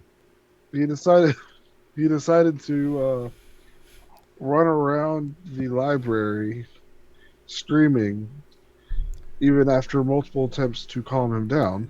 The librarians are dangerous, I know that. And then he grabbed a book and he fell out, and he was almost foaming at the mouth. Yeah, they say knowledge is power. This time it was. He owes me a trip to a garden. It was a garden? Yes, Yeah, why does he owe you a trip to the garden? because we were going to go to the garden afterwards, but he got us kicked out. Oh, y'all got kicked out? Yeah. And y'all just keep letting him run around without a muzzle? He's not biting anyone. He is threatening to Please, bite Dana. 2 people. But has he bitten anyone? Threats are still there. I'm just saying. Threats are intent. Oh, I would like to run out from underneath the table and doing one of the as I run to the room in the bathroom. does he have to go to the bathroom? Apparently. Okay. Didn't think the eggs were that bad. He didn't have any of the eggs. Fine. Probably the sauce that was on the braised lamb. Pretty sure I saw him eat a piece of silverware. Oh, that lamb was good. The salad was unnecessary, though. Yeah, it was like a fucking Mediterranean salad. was Who the hell there eats was that? no meat, no berries, no nuts or anything. It was just lettuce and other lettuce. Yeah, Was- yeah. lettuce, It's like lettuce lettuce, spinach, tomato, and feta cheese. It's Let's- like, who the hell eats that? He's all you have to get all your greens. Lettuce has the nutritional value of paper, only it's made out of water. It's paper Yes, water. I understand it's paper water, but it has fiber. You need fiber.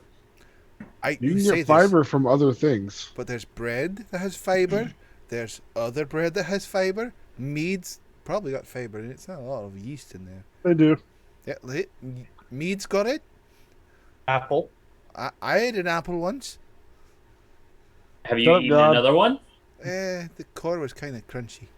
You don't. Oh my goodness, Cecil, you don't eat the core. No one I'm- said don't eat the core. I was up north. We never seen that before. I'm gonna go clean these off. Yeah, probably the best bet. We'll At see, least they're Archer. smaller and easier to clean. Alright, do you want to go to the edge of the forest and kind of walk around? The closest thing we're getting to get to a garden. Sure. Cool. I'll go walk with Volred near the edge of the forest. Kind of hang out. I'll go with. I am here to appease people. I'm a dream maker. That's what I do. Too kind is all. Yeah. 29 gold. Fucking shit. I'll go with. Cool. Can you see in the dark?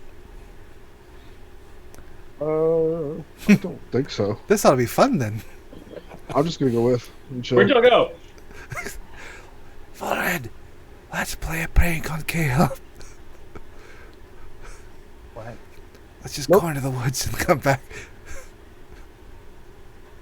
As you start talking, I just cast light. Never mind. Let's just go to the woods. All right. I'm gonna take off light and keep following them. Damn. So I'm assuming it's easy enough to just follow them without having to have light. Yep. How exactly are you guys going to be traipsing through the woods? We're gonna go toward the edge where the woods are at, and then kind of go maybe like some distance in. We're not gonna go. I don't plan on exploring the woods. I just kind of want to. They said they missed the trip to the garden. It's like, well, woods. It's just an untamed garden. If you guys Yeah. don't It's mind, privilege. I would on the way back like to check up on Milo's house. I don't know where he lives, so I'll show you where he lives. is that on the way to the woods? I'm pretty sure once we get to the woods, we traverse the edge. When we come back, we can go through, and then we'll hit Milo's house. Does he have woods near his house? Yeah. We can just head Yeah, towards them. they live then. on the north edge of town. Unless Volred has a particular patch of woods he was looking forward to. Oh, I'm pretty sure 2 minutes ago he wasn't looking forward to woods at all. I demand flowers. Let's go fight some night flowers. After the disappointment Does- of not seeing the garden. Does I Milo's require house have a flowers. garden? I think it does, doesn't it? Yep, it did. Then we'll just head to Milo's Hell house, yeah. and I'll leave it as a surprise. We're making dreams tonight. The Make-A-Wish Foundation. I'm here wiping debts, giving gardens. That's all I'm here for. But Okay. yeah, So, it doesn't take you guys long to pass from the western edge of town where the Charming Moon is located over to the northern edge of town, especially when you guys are going along the edge of the village. Before long, you guys come to a section of rolling hill that kind of quickly elevates up into the forest. But from the forest edge all the way in, actually quite like a couple hundred feet into the town edge, is actually a large set of tall grass that comes in some cases around your knees, and others up near your waist. Some areas, though, have large, kind of thin stalks that hold small little flowers. Think like daisies, but the total diameter of the flower is maybe an inch and a half in total. So you see coming up around waist height all these blue and red and yellow and white flowers. You think you can see off in the distance some foxglove of a variety of colors and a few other flowering trees on the area. It's not a garden, but it's kind of like the prairie that you kind of get here in Texas when you get the wildflowers coming in. But it's a little, we're getting kind of, mid to late fall. So some of them are kind of starting to die down a little bit. So it's not as vibrant as it would have been, a few weeks ago, but still present and nice. Caleb, as you approach Milo's house, there does not appear to be anyone home, though you can see the light of a dim fire, you assume, from the central area. The house doesn't look abandoned or anything, just no one appears to be home.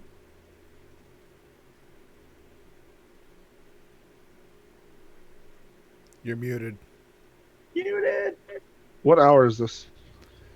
The witching hour. You would guess it's probably 7:30, 8 o'clock. Street lights are coming on. Street lamps. Yeah, street lamps. So they're Street probably just- lamps. Small city. God.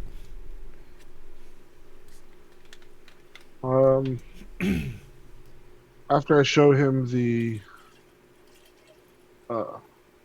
flowers, I'm gonna head up to the house and knock and see if anybody's home. Shouldn't we knock Yeah. on the door before we go looking through the garden? Well, the garden's on the outside. We're just passing through to get in. It was creeping around my house. I'm gonna wonder what they're doing. Yeah, you go and knock on the door. After a few minutes and multiple knockings, there's no answer at the door. Ah, shit.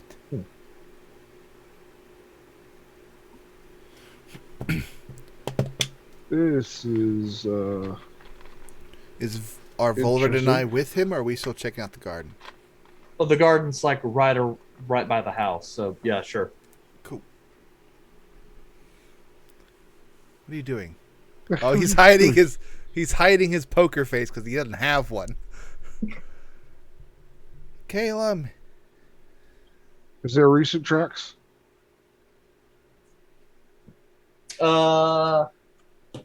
Would you like to investigate for some tracks? Yes, I am. All right. Roll me survival. Can I do investigation? Nope. I hate you. Kiss my ass. All the meanwhile, Volred is just 15. kind of like pushing up his mask against flowers here and there as if he's just sniffing. Delightful. I'm just watching you. Um, 15. are you proficient in survival? No, I'm not. I have a Okay. +0. No, that's fine. Um, it takes you a little while to spot anything that might be tracks. Um, but given the recent rainfall, you do notice some sections uh, where that were essentially like paths that had been worn. The ground is still spongy enough to where footprints do lead. You don't see very many, but you do see what appears to be like in a set of adult-sized footprints, perhaps on a set of child-sized footprints. A lot of them are kind of come and going. The adult-sized footprints look much fresher, however, and in many cases actually kind of trample the child footprints. This one's a night lily. Meaning the child's footprints haven't been here in a while, and the adult print was more recent. You can't really determine a Okay. while, but since yesterday in the dethaw, um, but Well, let me tell you what I'm trying to decide.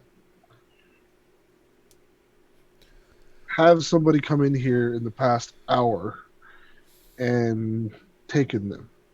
Or is there just 2 sets of footprints? you don't see footprints like a posse came and took them from their house or anything. There Okay. doesn't appear to be that much traffic. Okay. Then I will leave it be for now. But yes, we have shown you the garden. Is there anything else you would like to look for? Why are we at this house? Yeah, who lives here? Milo, the kid I will be bringing with us tomorrow. Why is he not here? I heard you I don't knocking. know. I was checking to see if they were here. They're probably in town somewhere. They may have went to go to the tavern or something. I don't know where they are at this current moment. But this is where their house is. Were you supposed to come pick them up tomorrow, or are you supposed to come, like, they're supposed to be there? I'm supposed to pick them up tomorrow. So they should be here then. Tomorrow, yes. I don't know why they're not here now. But I don't know. Because they were here yesterday. And I told them I'd be picking them up in 2 days. Well, I showed Volra the garden, and now kind of want to know where this kid's at. I didn't walk. We could have walked anywhere. Seems awfully odd. I'm gonna go knock on the door. Better be. You did that little wizard knock where it's all nice and calm. I'm gonna give him a nice razzle dazzle. Okay. I go up to the door.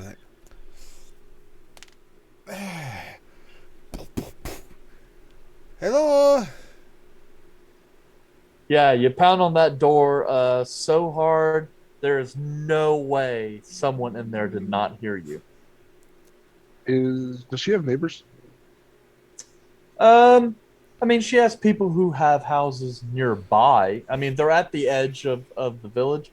But yeah, if you kind of walk down the hill, maybe 50, 60 feet, there's another little kind of cottage there. And then the density gets a lot higher not long after that. I'll head over there to the neighbor's house to see. Yeah, Caleb. What do they do for a living? I'm not exactly sure what she does for a living. You are He didn't care to ask. just a. Are there any windows Yeah, to let's go try check to some. peer in? Do you ask Um, every person you meet what they do for a living? If I'm gonna go kidnap their son, possibly, yeah. Are we kidnapping now? We might. It might be on the books. Get your kidnapping gloves on. We are not kidnapping. Child napping? If he doesn't want to go, he doesn't want to go. Forced enrollment. Do you not worry that Rhydian would try to take him? I have a slight worry, but nothing from what I saw tonight shows that he is that type of person. He is a pompous ass, yes. But being a pompous ass does not make you a kidnapper. Caleb, you go check the neighbors. Volred, can you see anything in the windows? I'm going to look for any signs of forced entry on this door. You realize the door's not made of stone, right? Hey, wood is but soft stone. Can I just try to can I just open the door? I didn't try that part. Is the door locked? That's a good option, Volred. Yes, Good job. Volred. As you go and go to try the latch on the door, it gives way and the door opens. Well. Doors open. Unforced entry. Okay. Caleb, you make your way down the hill just a bit until you reach the closest neighbor. You knock on the door, I assume? Yes. Okay. It takes a minute or two, but the door does open up, and there is a young woman, perhaps mid to late 20s, kind of soft, real light brown hair that's a little disheveled in the front, but is tied back in a ponytail. Has kind of it would probably at one point been a mustard yellow kind of dress, but it's kind of faded with years, and she has a linen apron on. She's sitting there kind of drying her hands. Hi, my name is Caleb. I'm checking up on Master Milo and his mother. Do you happen to know where they are at this current hour? I don't. Of course, Milo's a young boy. He spends quite a lot of time playing out in the woods. Lawless. She kind of takes a look outside and says, "Well, she should be home by now. Normally she cooks. See her out in the garden perhaps a little bit. But it's not as if it's like clockwork. She could just be in town. Or probably having to run down Milo. He's probably off in the woods, not heeding, coming back at the proper time, as boys do." I just assumed that they'd be spending a lot of time together as of late, since I will be taking Milo to the capital. Oh, right. Lolis did say something about that. Yeah. Well, let's see here. Did you try the market? The one down by the waterfront. They do occasionally do some shopping together. All right. I think I'll go into the market and see if I can see anybody. You haven't heard any noise or anything strange in the last couple of hours, have you? No, though I only just got home not long ago myself. I was down at the waterfront, bit of a fish bunker myself, but well, if I see her though, I'll let her know you stopped by. It's not urgent, is it? No, I'm just checking up on her, seeing how her and Milo are doing, making Right. sure we're good to go for me to head out tomorrow. Right. Well, does she know where you'll be staying? Yeah, I believe I told her what inn I'll be staying at. She's the one who referred me to that inn. So yeah, just Well, have her that's head over fine. there. Yes, I'll let her know you stopped by, and she can reach out for you if she needs you. Thank you very much. And your name was? Oh, Brenna. Brenda. Nice to meet you. Brenda. My name's Caleb. Brenda. Yes. Nice to meet you. My name is Caleb, and I hope you have a great night. We're gonna head out. Right. And she goes and closes the door, and you hear the latch go. I'm looking at where the part of the door closes, where the handle is. Like, I don't see any signs of forced entry. He just turns the handle and opens it. Like, well, shit. Yeah, Volred, as You walk in, you have this, it's a bizarre mixture of senses. Uh, as your eyes quickly adjust to the dim interior, no one is present at home. There is a large kind of cauldron stock pot sitting over a fire that has burned down low a little bit. You can see on the inside there is an amount of stew that appears to be cooking. Uh, though as you kind of glance in, it appears as though the stew has been cooking down for quite some time.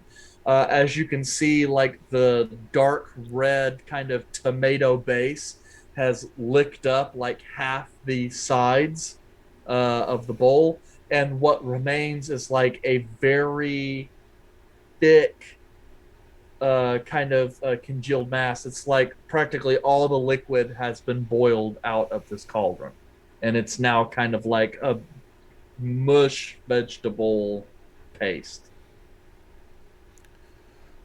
Hello? Is there anybody in here? This whole cottage is like maybe 250 square feet. So everything's out in the open. It is It's a one singular room. singular room. Is there? And you have a kitchen up against one wall, a bunk bed up against the other wall, and storage up in the ceiling. And that's pretty much this room. So you're saying if someone was hiding, it'd be very hard for them to hide. Unless they were the size of a cricket. Child. Something smell like it's burning? Is that stew over there? Judging by the food, how long would it have been cooking down for? Stew like this typically cooks down for a number of hours, but this stew appears to be at least a couple hours past done. Okay. Well, I've been gone for several hours.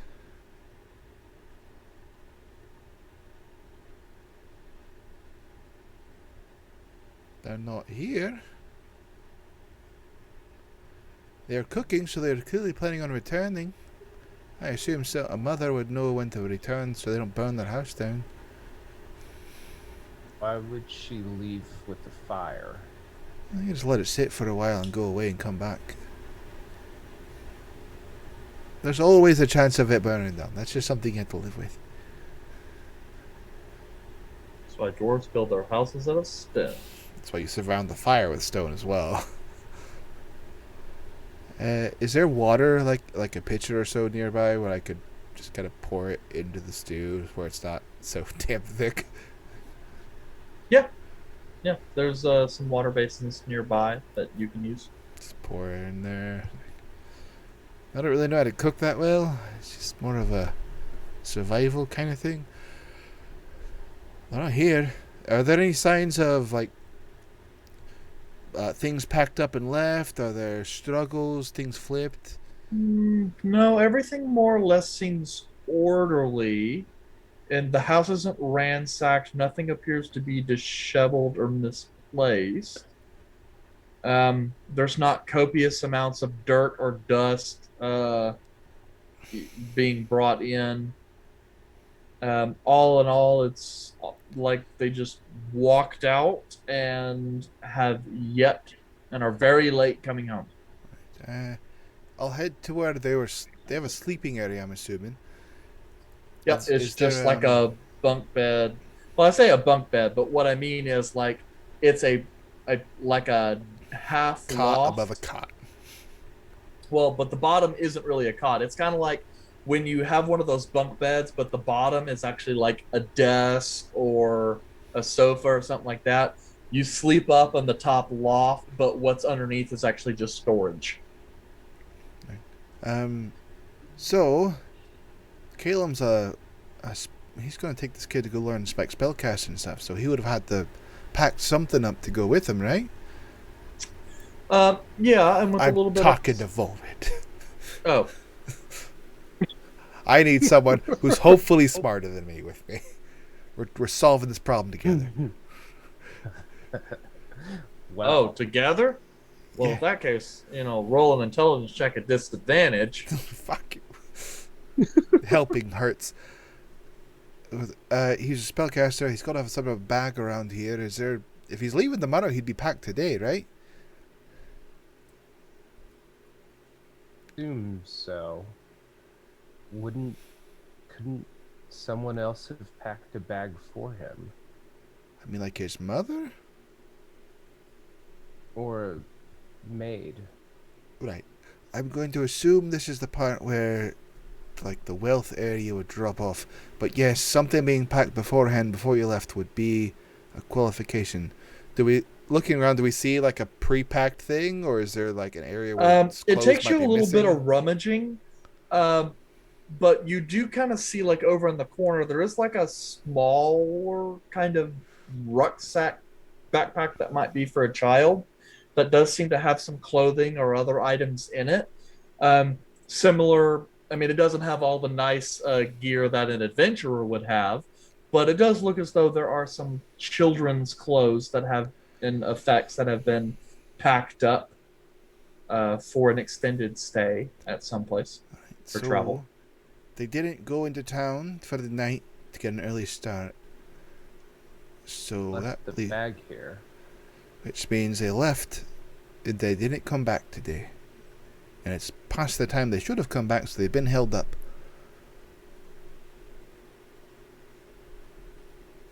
Do you think they were taken? Oh, we were just at the high, whatever the hell his name was. I don't think you'd kidnap someone just to get them. That's not a good way to get someone to join your college. They'd just resent you the entire time. There's no sign of struggle. Men of power will do whatever they want to get what they want. There's no struggle in here. Should we check outside? Maybe the boy wandered into the woods and the mother went after him. Is there like a back area? Like a back door or anything like behind? There's not a back door. There is a garden on the side and the back of the house. Beyond that, the hill just kind of goes up in like a 45. And then in about 150 feet, the start of a tree line that is actually the forested foothills of Mount Rua. That sounds like terrible water drainage. Yeah, you'd flow the water right back into the house. Yeah, bad planning. I thought, well, if it froze over and thawed today, then the water would have made it nice and soft. So perhaps we'll find some tracks if the boy travelled into the woods today.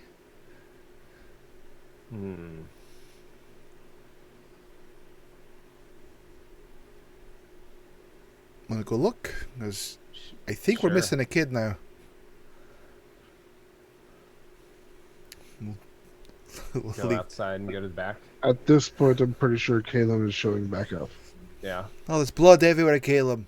Everywhere. The door's unlocked. There's no one inside. They didn't leave yet. What'd you find inside? Rucksack. That means the boy hasn't left. Wasn't planning on leaving yet. Stew cooked down. Several hours passed, so the mother's not there either. I'm gonna look at the position of the sun. How long has it been since we went to the college?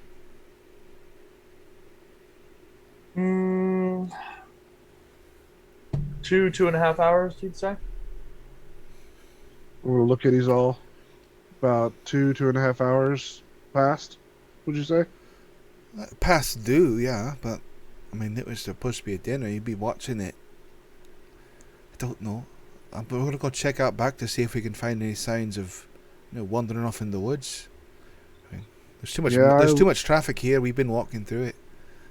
I looked outside and I couldn't find anything. I hope you can find something. So Volred and I will check around back for tracks of sorts. We'll follow their lead. Okay. Any Seems bodies? awfully convenient for them to go missing around the time that we go to the meeting.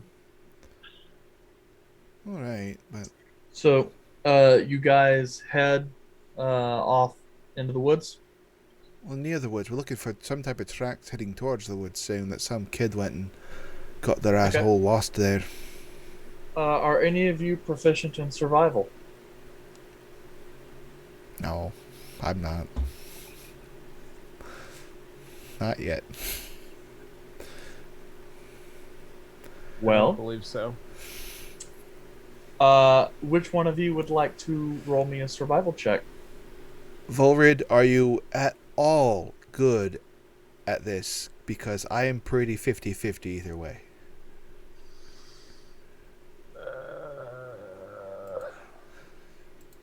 I'll do it. All right, Volrid, use your keen elf senses. We have the exact same modifier of 0. I know. Where? Yeah, I rolled a 15 on this one. I rolled a 6. Volred, you look around and you see no real evidence. You do eventually find a section where it looks like it's broke, as if this is a place that people naturally enter and leave the woods. But once you pass into the wooded area, your eyes adjust, and that's not a problem. But you look down, and you are so out of your element in these woods. You look down and have no idea what you're looking for. I don't know what I'm looking at.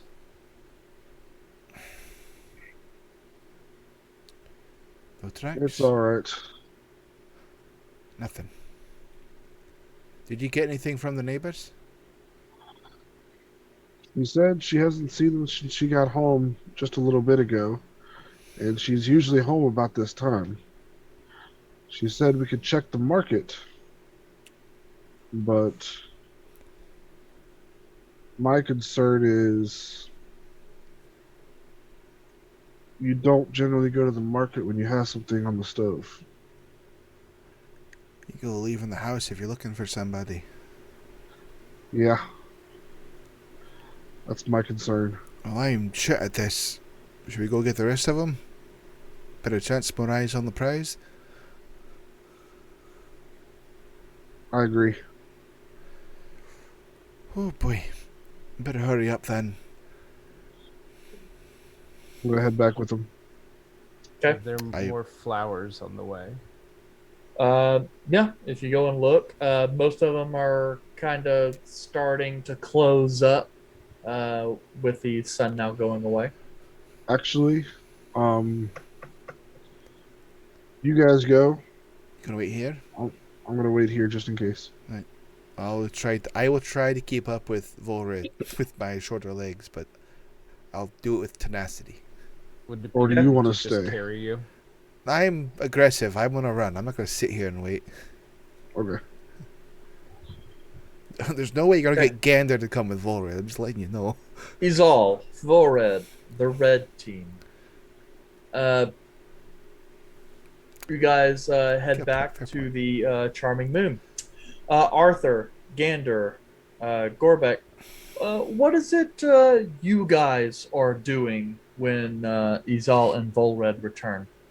Depends Well, on how long, Gorbeck may or may not still be shitting his guts out, but how long have they been gone? Because I went up to go wash the robes off. they were back maybe 45 minutes, an hour. So you got Probably the an hour. robes, washed. They're kind of up to dry. I would like. Did I find Calum's loot or not loot? What am I saying? It's liar. His lyre in his Lear. No, he Well, has it on him. Up north, we call it a liar. Okay. Well, I would like to be up on the stage if there is one, and singing. Table. Yeah, you find a table. So you're going to be singing. All right, so you guys walk in as Gorbeck is mid-performance. What song are you singing, Gorbeck? And roll me a performance check. Come Paint on. me. I believe in you. Come on, I believe in you. Big Let's see money. what you got. Big money. This random RP crap, I have literally done horrible. Combat, no problem. Horrible. Fun times, shit rolls. Yeah, for the You can- shiz and gigs. Come on, you got this. You got this. You got this. Hey, 19 Ooh. plus Alright. 4, 24. 24. If Right. only Caleb was there to see it. Does it? Yep. not- Books. You guys are a walk really in. Cool thing. Books Yeah. are a really fun thing. But sometimes they destroy your ass. Ass. Yeah, you guys walk in as in a bizarre form. You see Gorbeck just hopping up and down on a table where people are sitting at, as they're sitting here trying to eat and drink and staring up at him, and he is singing and then leaps from one table to another and is essentially just hopping from table to table, dancing like a fool and singing this song with an awful lot of expletives. But man, is he good at it.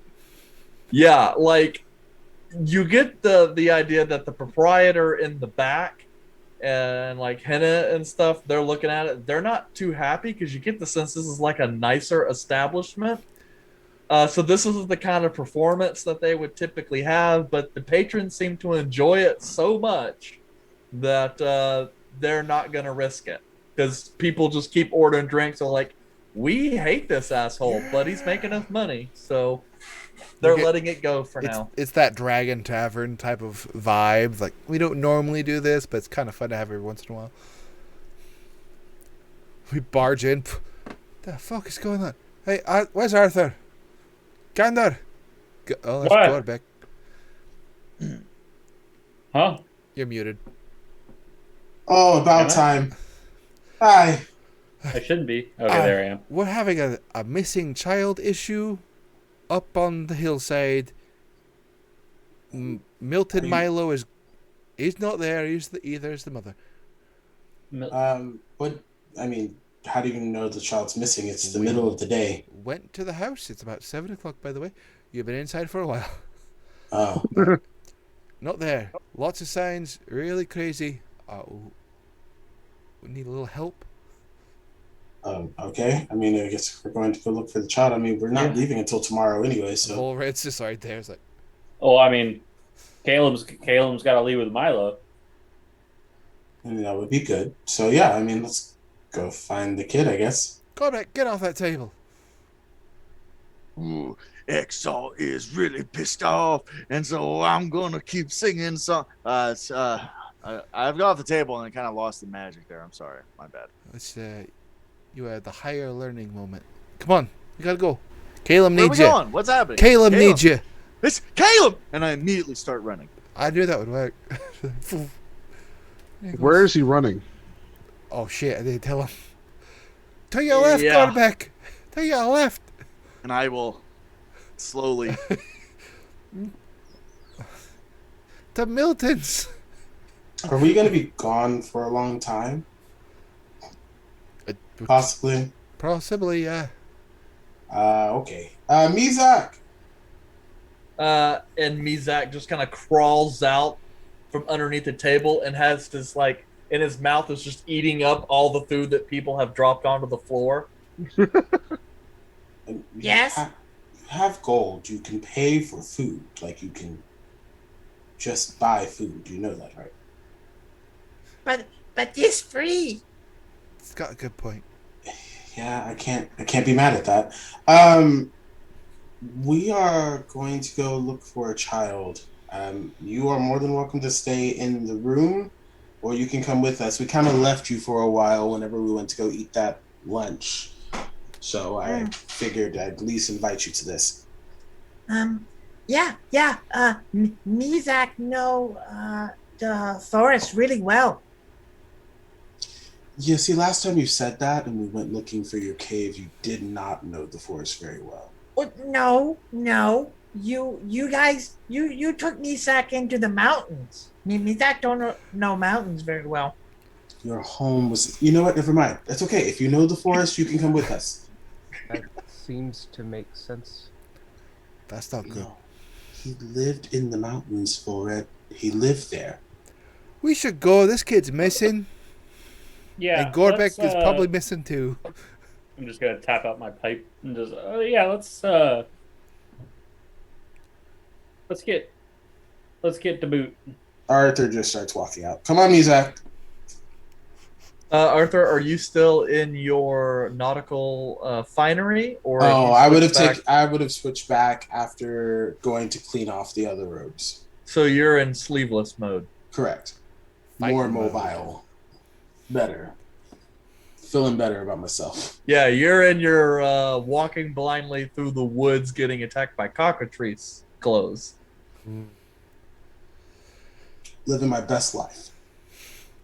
Attacked I don't know. Those other clothes were pretty nice. You don't want to get cock all over those.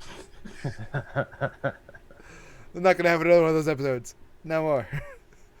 Sweet nut milk.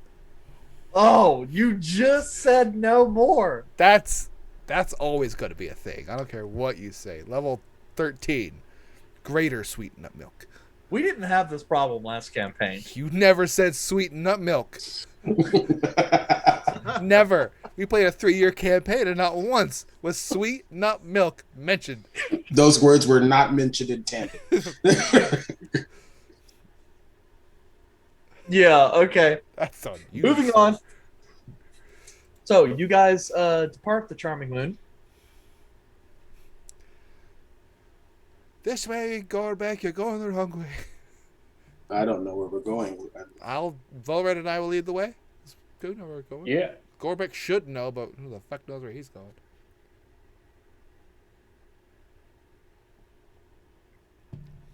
Leave in the heart of the cards when it comes to Caleb. So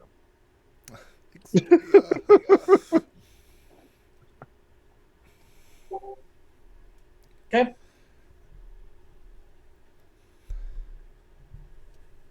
Let's see here. Let's go fight a wizard. Eh. Let's go fight a Fight a wizard. wizard. Let's Yep, go fight a so, wizard. you guys I meet wonder back up who with it Caleb, is. and then head out into the woods. We'll meet back up with Caleb. Does anyone else see any signs of clues? Is anyone else proficient with survival? Have I noticed any change since they've been gone? Thank God. Ari. Arthur. No, you've noticed no change. Thank you, Arthur. Okay. Arthur, would you like to roll a survival check? Are we going into the woods to try to find the trail? That's where Yes. there's an opening, so Can Mizak help me with this survival check? Since he's Yes, so good Mizak with- can help you. Cool. And he's Then getting yes. down on the ground and he's sniffing. do we have have a a feeling piece I'm of gonna need it. fabric from the child? Let's go get Oh, some. I'm glad I had Mizak. Even then, it's still not good. It's 11. Damn. You know what? This is important. I'll use a lucky. Yes. Ooh, yes. How many do you have Thank you. left? It's just the I start have of one the more day. after this. I have one more after it's- this. You Oh, used it's 3 one a today? day? I don't think you've used one today. No, Because I we've did rested use. since the fight. Yeah, Also, because actually, this is the same day as the Kian fight. oh, No, it isn't. No, this is the day after. No, It's the we've day rest. after. We haven't done shit today. Remember where I leveled? Yeah. What You did you have guys 3. do yesterday? Unless you Oh, have right. two. It was just shopping. So no, it's a new day. Okay, so I have 2 more after this, but I'm gonna roll, Come on. please. It's an 11 either way, Good so Lord. it doesn't freaking matter. I can't roll to save my life. Ah, Now, nope, I can't. technically, use the computer is rolling for you. You it again. I know. can Can I use it again? on the Right. other dice. Okay. No, No. So that- It's- so you it's just- per dice roll. So. no. I'm good. So- I'll just. Stick So you with got mine. an 11 and an 11, Yep. and so you're taking the 11. Yeah, that's great options there. Pick the 22 that they combine into. Hey, I would take Yeah. both those. Okay. But no. So you guys head out into the woods, trying desperately to find a trail. The day's light now certainly gone, and darkness setting in quickly. I hold out my axe to Caleb's like, need a light? No, whenever we're ready, I can cast light. I mean, it's dark now, so I want to touch my axe. I can. I cast light on this axe. Yeah. Lightbringer. Light. With I was that, about to say that. Give me a second. I will be the Oh. bringer of light with this doorstop of an axe. Combine them both. Isn't that light a black axe? shoots out from the battle axe, illuminating the immediate surroundings. And then you guys pass in to the dense forest before you, and the hills that lie at the foot of Mount Rua. We're going to go ahead and take our 15-minute break there. Cool. So we will see you guys back 10:36 ish. ish, around that time.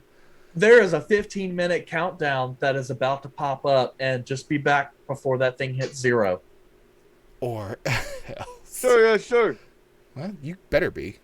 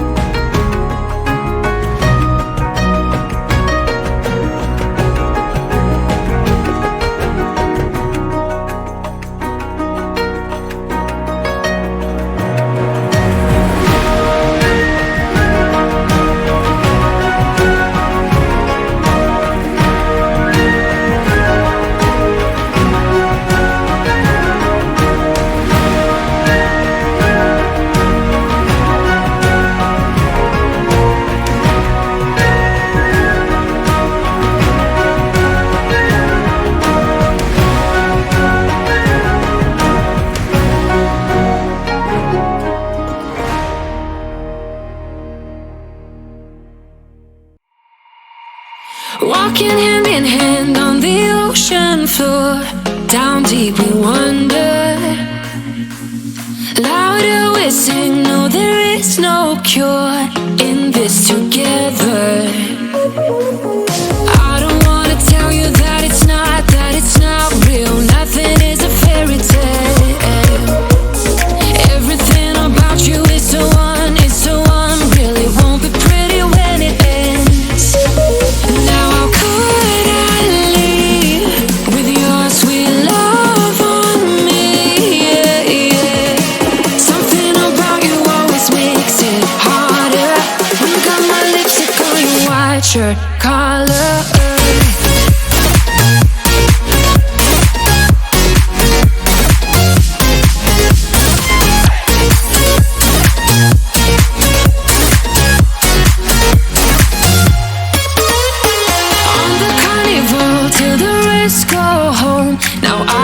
See you.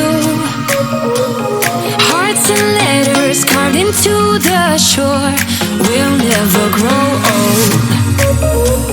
I don't wanna tell you that it's not real. Nothing is a fairy tale. But everything about you is so unreal. It won't be pretty when it ends. Now how could I leave with your sweet love?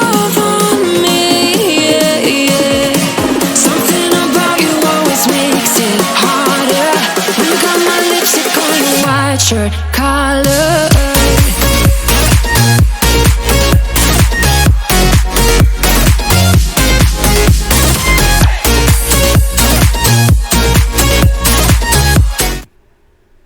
Yes, so those were really bad videos. That's actually on topic to what we were talking about. Yeah.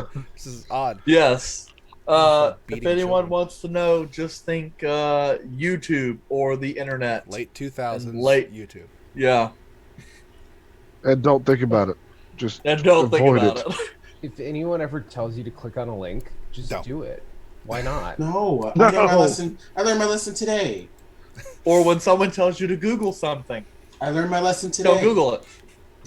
Oh, Turn right. safe I'm sorry search about on that. first. If And you then- ever Yeah. get That was an my fault. email from I your warned you, though. CEO that All says- right, so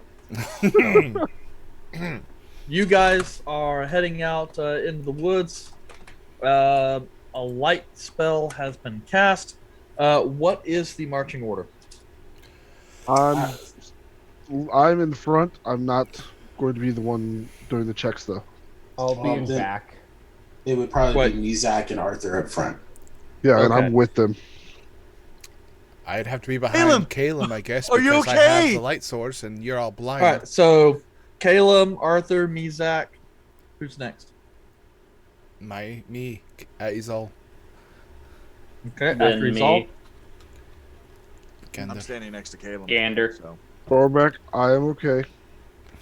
He all said that you were dying, that you got murdered, like people were killing you. I needed him to move What fast. what were the exact words he used? She He used. said, she said that we've got a problem. There's a missing child. Am I a child? Oh, How is Alright. that? How is that Caleb getting murdered? I might have said that Caitlin's in trouble and needs your help. Yes. The Yes. trouble is, Milo is missing. holy I crap! may have said it in a way where Gorbik might have thought you were being stabbed. I'm just There was a You're serious, fine. there- I'm there was a I'm working serious on his hint assumptions. of death and destruction in in her voice, and I was scared. I'm gonna be honest. I was really Alright. scared. Arthur, Yes. would you mind rolling me another survival check this time with advantage? Can I make one for myself separately? Wow, you don't trust me? No. Leave me alone. Get away. Get out of here. But you may roll a different skill if you like, though. Be it nature or perception. Nature. Oh, Okay. 24. And it was a 17 if I didn't have the advantage. So that I will take. I feel Roll left nature. out. Can I roll nature? Sure. master at nature. Uh-huh. Check out this rock I found. It's limestone. Nice. All right, so Arthur, Yes. with Mizak's help, as you guys kind of press forward, this time with the light from Izal's axe helping you cut through some of the darkness so that you don't have to rely so much on Mizak. You begin kind of moving through, and you do spot glints and reflections of light where it looks like there are footprints and then water has pooled into the footprint, leaving a small puddle. You begin to traipse through, and let's see here. As some of the paths seem to kind of meander and move around, not staying, they're staying pretty close to the front edge of the forest, not going very far deep. But there does come a time where you reach a section where it looks like some of the vegetation has been strewn aside, and there's evidence of a struggle. Do I see? Okay, go ahead. Yeah, it looks like these small footprints come in contact to. It takes a little bit of time here, there, maybe 6 other footprints sets. It's hard to see. Based on the impression, they're heavy, perhaps large people or people wearing heavy loads, perhaps adventuring packs or maybe armor. It's hard to say. But they come in and then they pass farther off into the north. And then as you go to try and find it, a smear here, a piece of a muddy boot print on a piece of rock over here, a section of moss that seems to have been cut off from the stone by a sliding foot or a piece of hand, a little scrap of leather, pieces that show movement and direction as you guys climb higher and higher up into the mountains of Mount Rua. For those of you who are not well accustomed to the climb, you start to notice the air become a little thinner. It becomes harder to catch your breath, though not thin enough to be dangerous or inhibit you, but a kind of thick layer of fog or precipitation down near the lower sections of the cloud layer begin to show. And visibility starts to narrow and your clothes begin to soak through with the high moisture that just hangs in the area. Just to be sure, the footprints and the scuffle, the signs of struggle, can I recognize those as the smaller footprints, or is that just? Yes, and at times you see other footprints that seem to be following the small ones of a much larger person. Narrow, but it's a narrow foot, so perhaps a woman. Okay. Followed, seeing the initial prints of what you assume to be Milo's would have occurred quite a bit of time after the female footprint, as the amount of water that has gathered in the female footprint is much less than that of the boys' footprints. So the female's footprints would have happened after the young boy's footprints. Yes, by at Okay, least cool. a couple hours. Okay, cool. So, you continue to follow and press higher and higher up into the mountains. Your pace begins to slow somewhat, both from lack of sight. The light cast on Izal's axe comes out, and it's almost kind of like having high beams in the fog. You start the dark shapes that lie in the fog are suddenly just kind of coated with a layer of matte gray as the light is completely diffused throughout the fog after about 20 feet or so, making visibility beyond that range practically impossible. Additionally, the the elevation becomes more and more steep until instead of following or trudging, your group is now starting to do more of a climb. It's hard to say. This is rough terrain, and you seem to be following kind of narrow, perhaps hunting trails or game trails. It's hard to see that kind of rush off across the rock. You can't tell with the fog immediately around you, but from what you can tell of the shapes that you see off to your left, this would be a very nasty fall should anyone trip. So, are you guys going to keep up the pace, or are you guys going to slow further because it started to become more dangerous? I would recommend that we take our time on this process. I don't believe anybody has any climbing gear, as I've lost my rope the last time we had something like this. I don't.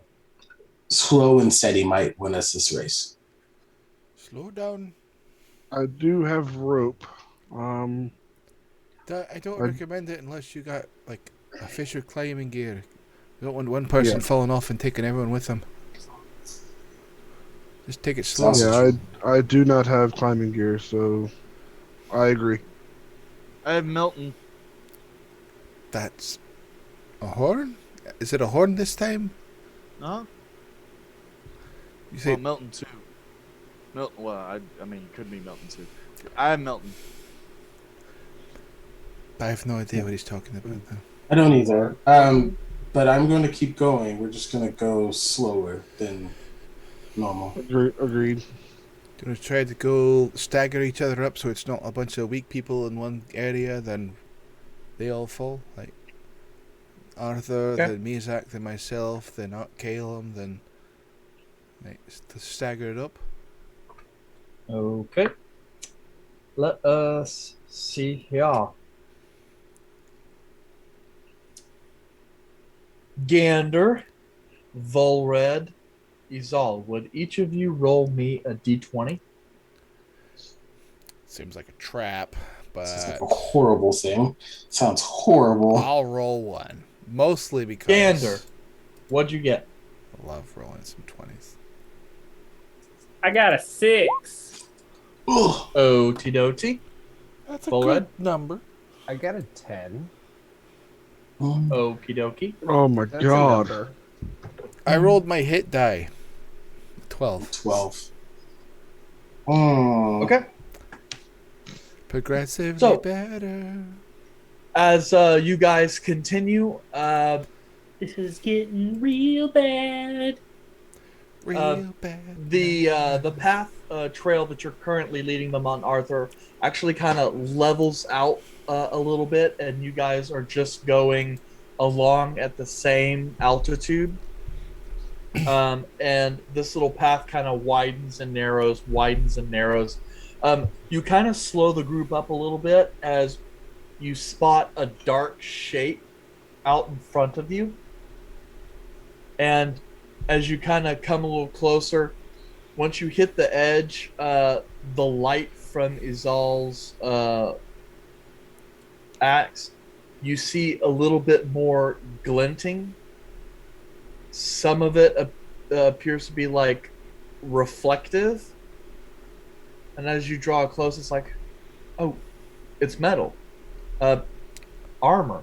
As you watch, there's a rocky section where you see the utterly battered corpse of an armored man is laid down on top of a series of rocks, appearing to have fallen from a great height, dashed upon this section of rock, and his armor is battered. Most of his bones are broken. and his blood is just kind of sprayed out and is kind of pooled and like trickled over the edge of the mountainside. Would we recognize the armor? You can try and inspect it if you like. Okay, I would like to inspect it. All right. I'll make It's sure an he's got lots of light. investigation. Hold on, let Full Red do Yes. his roll first. and So I can take an investigation from someone and a history from someone. I'll go. Can with I the assist him in investigation. the investigation? That's my Are you history. proficient in investigation? Yes, I am. Thanks. Yes. I will take the history. Okay. I rolled a 13. you roll twice. Take And the take higher the of the higher. two. Okay. 17. Yeah. Okay. Right. 13 on the history. I'm just supplying Okay. light. Volred, you kind of move around the body as you guys are kind of moving around and inspecting. This guy had relatively basic armor. From what you can tell, it doesn't seem to bear any particular standard or colors.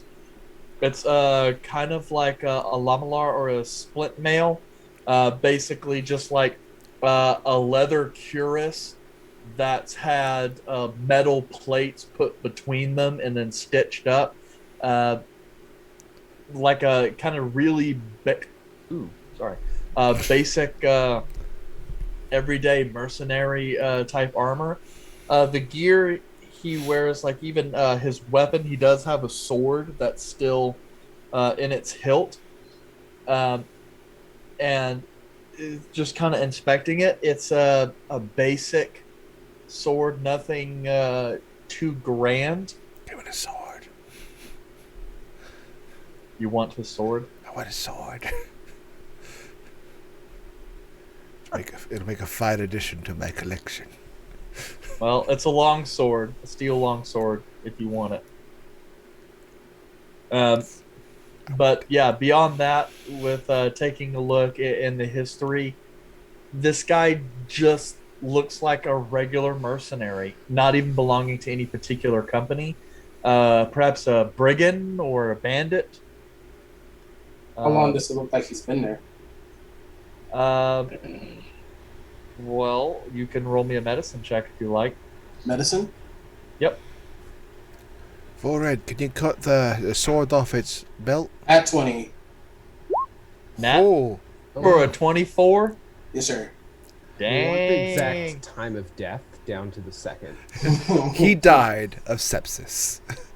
Yeah. And then fell. He, as you kind of go through, kind of what? feeling the body, checking it for warmth, and the amount of blood spatter.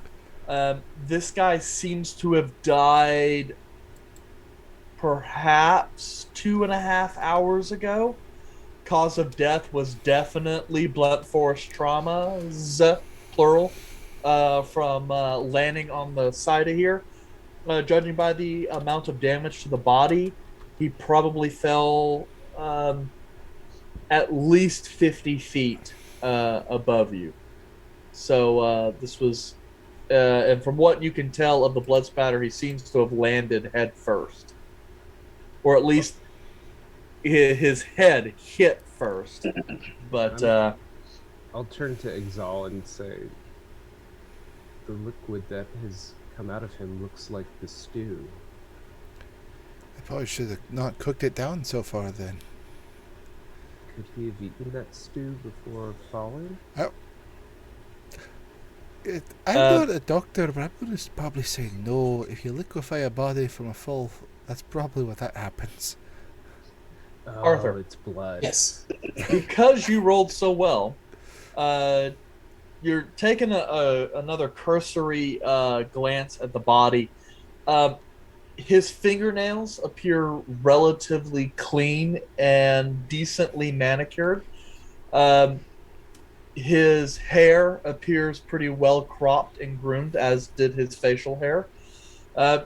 He also, his teeth are in good condition, and seems to quite, while he is definitely someone who is used to physical labor, um, his body overall seems relatively well cared for, minimal scarring. So if this guy is a brigand, he was relatively new to that life. Okay. Or is it that he was relatively new, or is it that somebody that just may have taken like an office position and just hasn't done it in a while? Is he older, or is he? No, this guy appears to be mid 30s. You assume either that or it's possible that these clothes are not his or not part of his normal attire. Okay.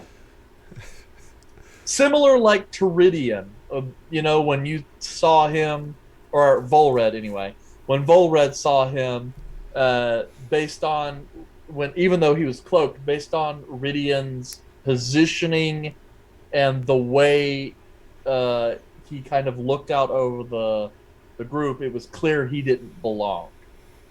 So that's what I'm saying.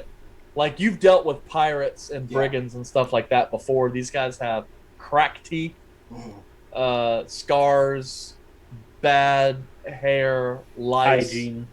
Yeah, they have hygiene issues. This guy did not have hygiene issues.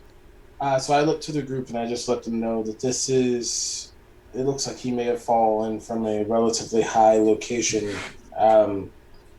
It will probably get more difficult the further we go up. This is probably a fall from about 50 feet or so. But this is not someone who is familiar with getting dirty.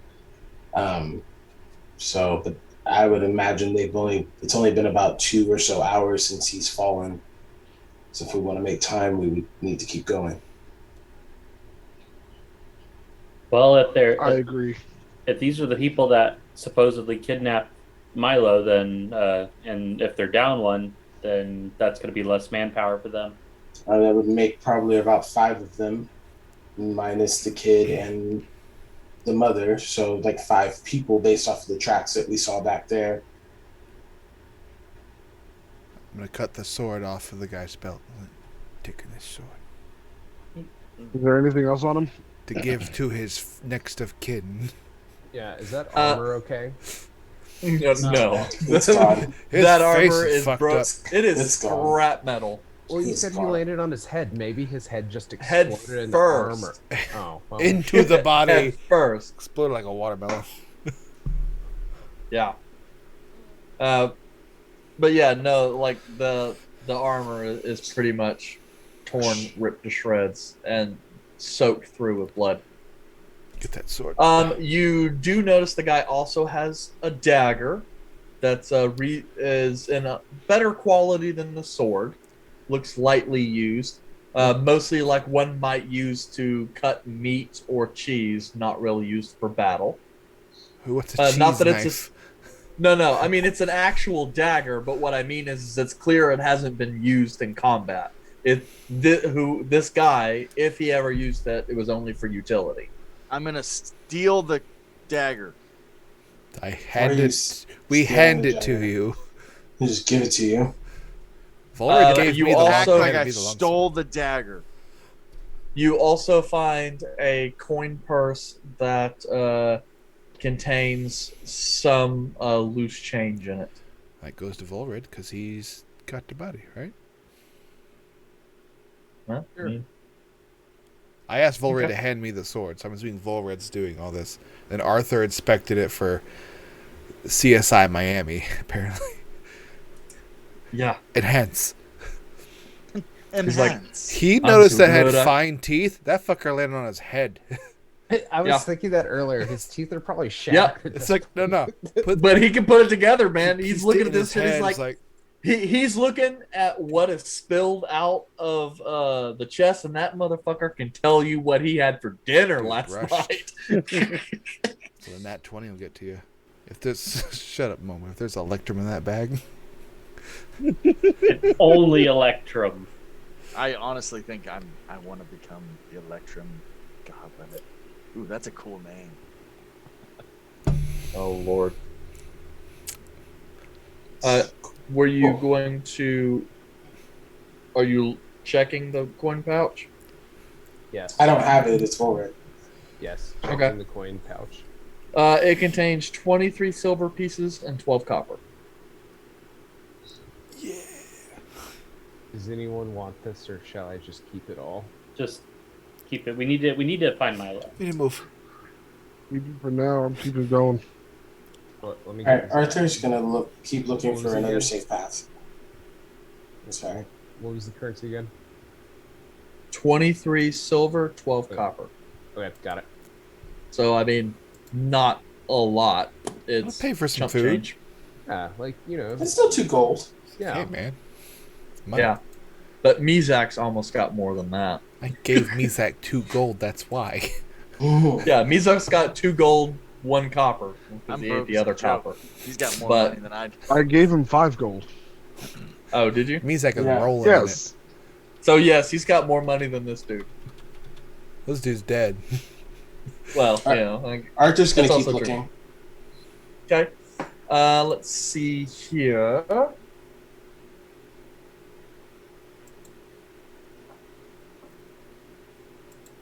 right. I was actually unfolding notes, but it apparently happened underneath out of camera. So I was like, oh, well, you guys didn't see that. That was unfortunate. Go ahead and roll me another survival check, Arthur. An advantage. At advantage. Thank you. I need it. Don't we all? If you need advantage, then maybe you Dirty. should one 2 negative. dirty 20s. Just roll 2 dirty badly. 20s. Damn. I roll badly, too. I roll horribly, but this is. I'm gonna. You know what? I'm not gonna say anything because I'm doing well right now. So 2 dirty 20s.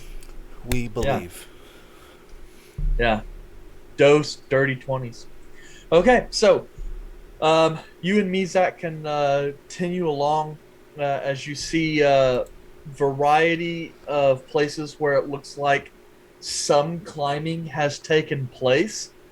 Given the body you just saw and the fact that it is now nighttime and that's a pretty steep climb, and falling would certainly mean death. You and Mizak, I assume, are looking for a different way up, or are you guys going to chance it on the climb? No, we're gonna be looking for the safest way for us to get up this mountain. Okay. I'm gonna About send a my half- bat out to help with the search. Okay. Between you guys and Arthur's bat, it takes you guys Caleb's. about a. Caleb. I was like, I don't have no bat. Sorry, Bat! I was staring at Sean on the screen whenever I said that. Anyway, between Caleb's bat and the Arthur / Mizak combo, Our powers combined. yeah, Mega Cobalt Dragon Zord. Please continue. Please continue. You guys, after about a half hour, come up to a section where the land raises up again and then flattens out as this all kind of like looks around. You actually find a narrow road, or what would have once been a road, with a relatively easy slope that heads up. From a quick glance around, it looks as though this would have at one point in time been a trail through the mountain large enough for carts or people to walk 2 or 3 abreast. You can even see parts where it looks like there were like ruts in the road at one point, but the trail appears largely unused as it's mostly overgrown. The only parts that kind of make it easy to tell is that large flagstones were kind of laid down in certain parts of the road that have, while cracked and causing some growth there, the cleared trees still make it very clear that there was a path made here at some point in time. And as you kind of look around, you get the sense that this path will take you up somewhere farther north. Based on the natural geography of the area, you assume perhaps towards Barad Mare. Where? Barad Mare, it's that ruined castle that sits up on Mount Rua on the north side of town. The one that overlooks the village. Do I see if they happen to travel this direction? Or if that was just off the path?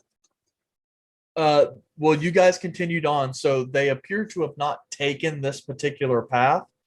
But I mean, both paths lead up. So yeah, it's hard to say. You could always backtrack and try and climb No, I'm good. the cliff after them. Okay. Well, Safety of the others means more. Yeah, I'm not just gonna fall. Have everybody fall out. Caleb's got feather fall, I think. Yes, I do. Okay.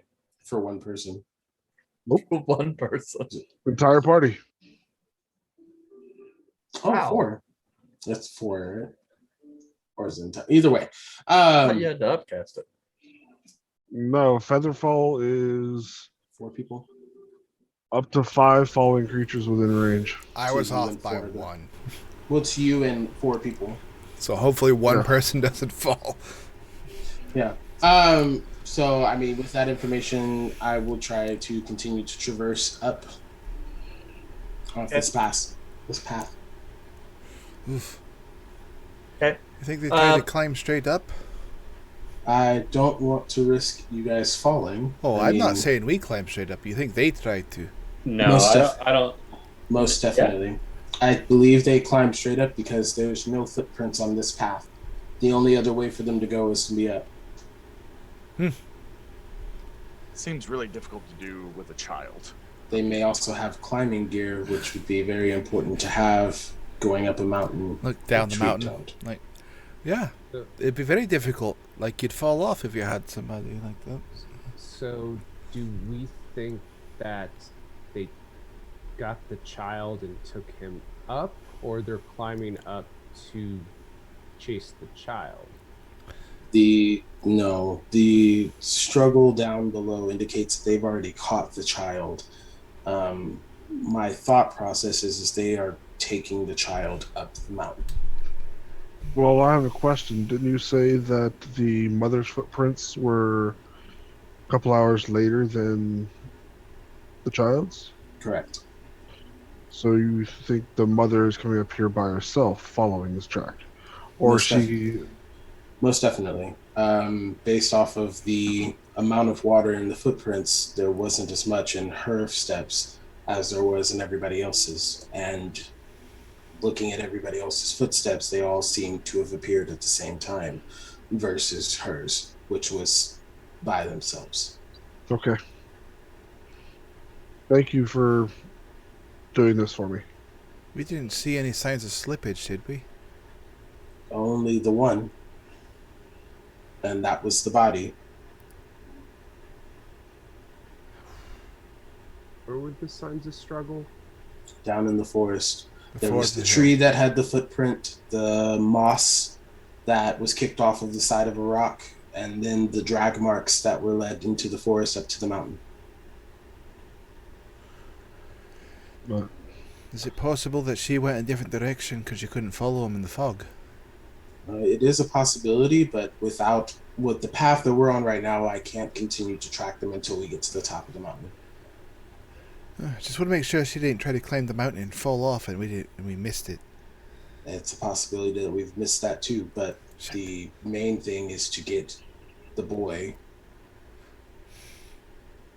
And we're not going to make any time sitting here. So, let's head up. Well read. what do we think they're going to do with the child?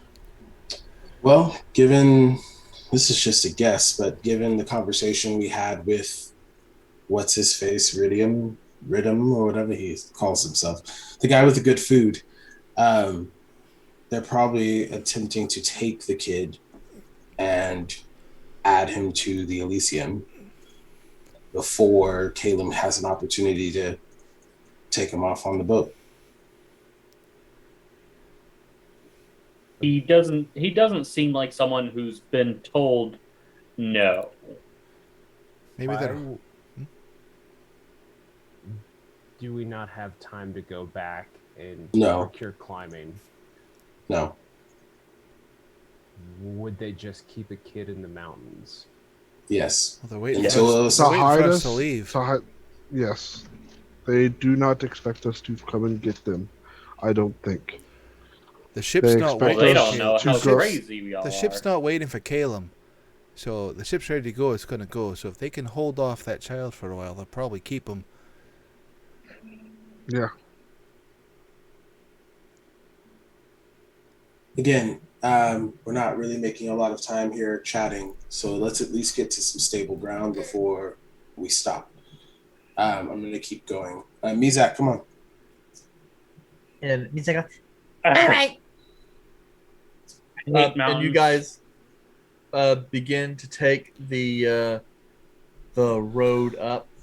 It's a little nicer on your bones. The much shallower incline has given some of your arms and other climbing muscles a little bit of a break, though by now y'all's thighs and calves are still burning from the climb. Fine. About another like 5-10 minutes, the path switchbacks a little bit, and you see a bit of an outcropping that looks back out, and you can see the lights of the village of Houselet down below, over the tree line of the forest below you. There appears to be a small, I would say a camp, but it's not really a camp.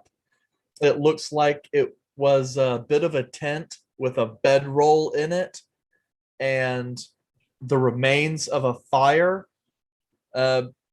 You kind of look down, and with the light, you notice a woman's shoe is just kind of laying at the edge, along with a piece of wood, like a heavy branch that looks like it's got blood on the end. Who sees this? Huh? Is this all of us, or is this just like me? Yeah, this is what you guys can kind of see. It's literally right off. It's almost like this is a perch, someone who might be stationed here to look at the road, and then, call out or whatever if they see anyone coming up the road.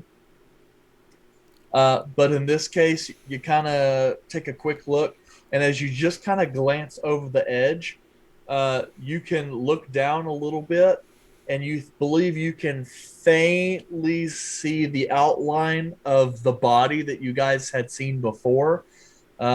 So this almost looks to be the place from which he fell. But you said I see a faint outline of a woman? No, No. a body. Okay. So that body you guys found earlier, Yeah. you think you see it. I'm just, whew. Okay. But we did Just see seeing the person at the bottom, knowing it's the guy we found. Just okay. So she probably knocked him out or off. Where's the foot? Where's the female foot? Where's that at? Yeah, you said there was a That- shoe or something. Yeah, just Yeah. up with us. Up with us. So at up the at little the camp, you see a little bit of signs of a struggle, and there is a women's shoe that looks Shoe. as though it's like torn a little bit. So it looks like the shoe was lost in the struggle. And from what you can tell, at least that dude went over the edge of the mountain. Even then, there's no point in stopping. Let's keep going. Let's keep going. No other signs of a person, so let's go. So, You guys continue to climb up the mountain. At this point, the path is kind of slowly winding between areas of stone, kind of coming out off to the edge of a cliff, then back up between small valleys. In some cases, the road becomes completely overgrown. But again, the large stone content in the ground has kind of prevented a lot of trees from growing up in the middle of the road. So, more or less, the path remains visible. And as you guys kind of snake through a section of forest and then round back, you come through a rocky crag. And as you look off to the side, you see lights on the edge of the cliff face. You wouldn't have noticed them from down in the valley, as they appear to be like small, limited campfires that lay on the inside of the structure, with kind of large curtain walls blocking them, so they wouldn't have been visible from the inside. You see, with large shadows cast, the outside husk of a rather large fortified. It's not really a castle; it's a stone mountain fort, a little bigger than like a Norman, fortified manor that sits on a shelf of rock that is sheer on all three sides. The only way to reach which is a mostly dilapidated stone bridge that seems to span from one shelf of rock across an open space of mountain to the other edge. And there sits this ruin that appears to be Barad Mare.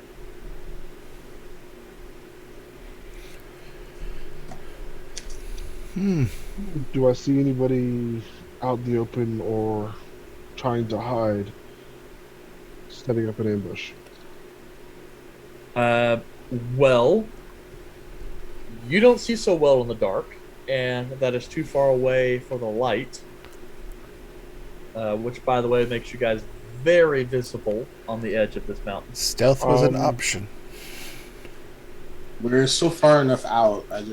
We haven't done anything yet. What is a blip? Yeah. Do you want to put out the light? Turn it off. All right, huddle up so we don't And then get I separated. put my hand on Mizal's shoulder.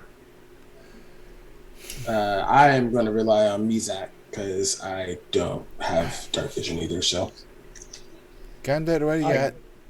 I grab. Who do I grab? That's a good question. Volred. Yes. Reach forward, grab Volred's ass. It's like, oh, sorry, hand. Apologies are not necessary. No, it is. The moon is out tonight, and so it's just dim light.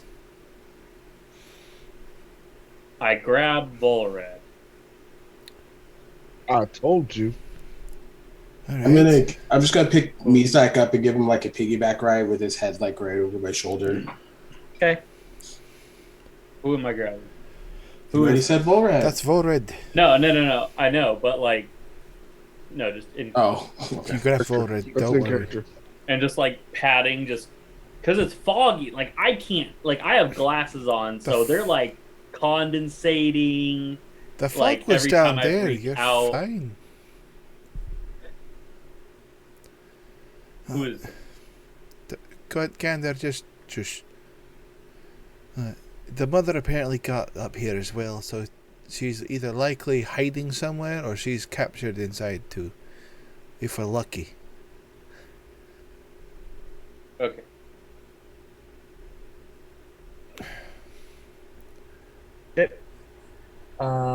Arthur, Gorbeck, Calum, would each of you mind rolling me a d20? A D20. Yep. But that's the other three. Just, Yep. just rolling. As if you're doing it. Yep. Arthur, what'd you get? I'm still rolling. Sorry. That's fine. 15. Okay. Ocho. Okay. 15. Okay. So, as you guys reach into the upper mountain areas, the wind begins to pick up slightly, not much, but as it comes through, it is a bracing cold. Not enough for you to freeze or anything, but it's getting down near like the 40, 45 degree mark. And so not super comfortable. And the mist has kind of changed to a light drizzle or rainfall. Not a quite a storm or anything, but it is definitely starting to come down a bit. Eric, Kind what of season is it? It is Chaos magic mid- season. Yeah, magic season, but it is mid to late fall. So, few weeks it'll be winter. I'm going to reach in my pack and grab my winter clothes that I bought for going into the mountain. I'm going to put those on. This building, is it? It's a fortress, right? It's some type of modified stone area, right? Yeah, it's well, I would say fortress, but it's kind of like those old European castles where like the outside is stone and it has like some stone support pillars, but much of the interior would have been wood. So what you're actually seeing is a stone shell of a fortress building. The roof is collapsed. There aren't really multiple floors. Pretty much when you're down on the ground floor, you see all the way up through the roof into the sky. So we're seeing a stone ruin. Mm-hmm. I would say we tried to sneak in at some point, but we might not have been the most stealthy people coming up that mountain. Yeah, and he's all kind of taking a quick look at as much as you can. As stated previously, this kind of sits on a shelf like a mountain peninsula.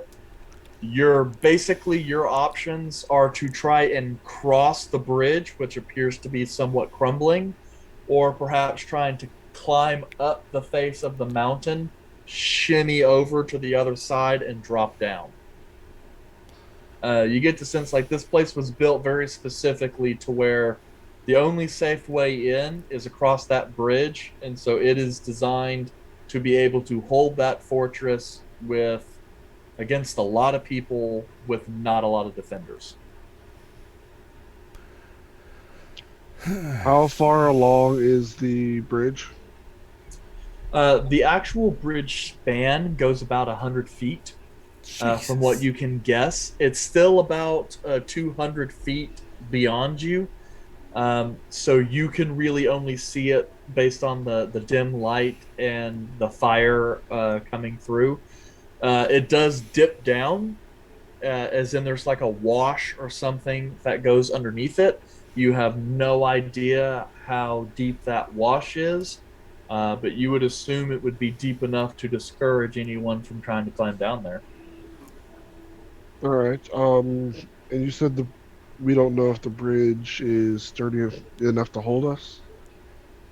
That would be a question for your resident stone cunning individual, but you would have to get much closer to figure that out. It's a stone bridge? Yep, it's a stone bridge. Okay. Does it look cracked at all? We're pretty far There away are right pieces now. of the bridge that have cracked and fallen away, but it does look, at least from your vantage point, to where there is enough of the bridge for you to walk across. You probably couldn't get a cart over there, but walking doesn't appear to be impossible. Okay. Do we try the quiet approach or the loud approach? Do we run, Eric? Do we run into the camps prior to the bridge or after the bridge? Prior, the small camp was on the way up. You just get that's like a sentry. The idea is if anyone like in the woods or something was coming up towards the path, you would see them in plenty of time. And the sentry most likely would have sawn you if he wasn't dead. Can I take a look around to see if there's someone, a mother perhaps, like in the woods watching? Sure. Go ahead and roll me a perception check. Alright, 'cause I'm like, Do you vocalize this before, or are you just? I'm gonna kind of look around. My actions are pretty obvious because I'm not being hiding behind it. Then I go taking a look around the woods. Well, I don't know what you're doing, so I'm not gonna help. There's no light anyway. Is that a 22? 22. Natural 2022. The best kind of 22. Ooh. Got it. My soul. Actually, I mean, yes, but it sucks that you roll a natural 20 and you only have a 2 bonus. Hey. That's because I'm proficient in perception. I'll take a 22. A natural 2022. That's pretty good. Yeah. As far as 22s are concerned, The best kind that of is pretty nice. I'm not trying to shit on the sacred number here. Sounds like you're trying to shit on the sacred number right here. That's what it sounded like to me, friend.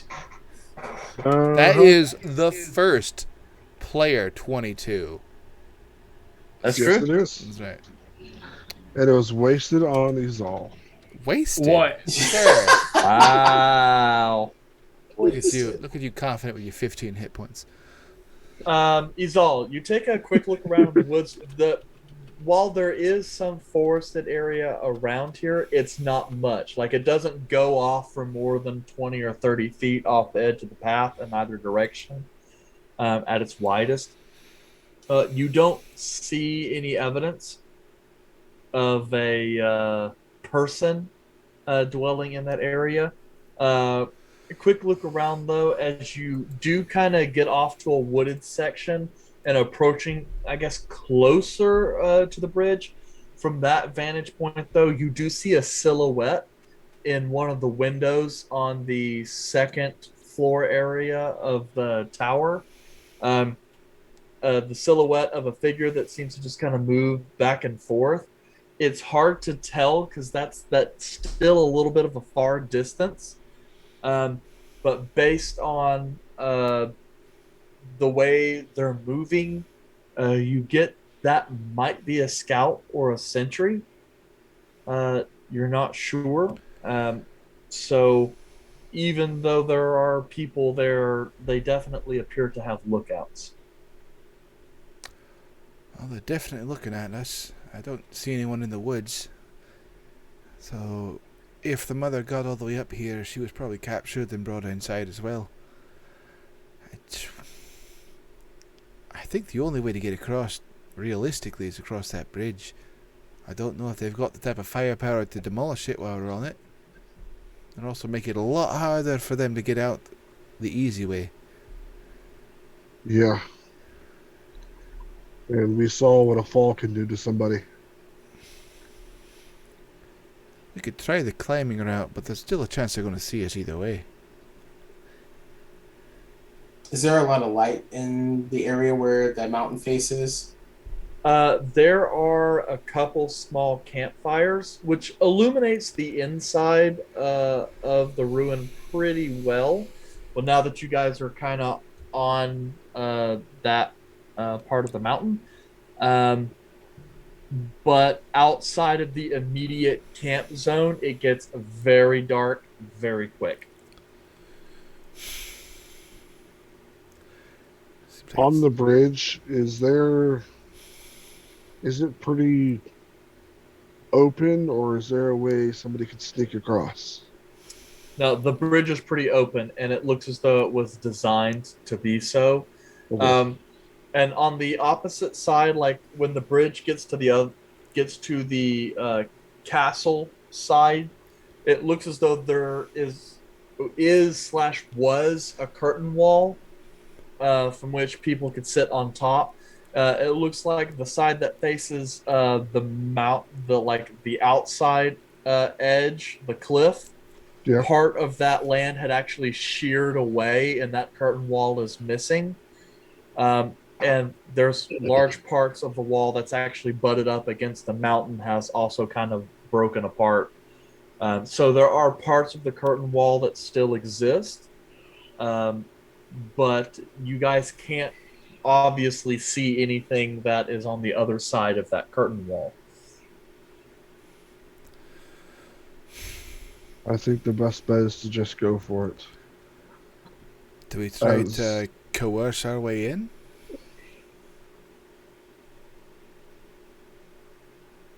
These people seem to have kidnapped a child and or his mother.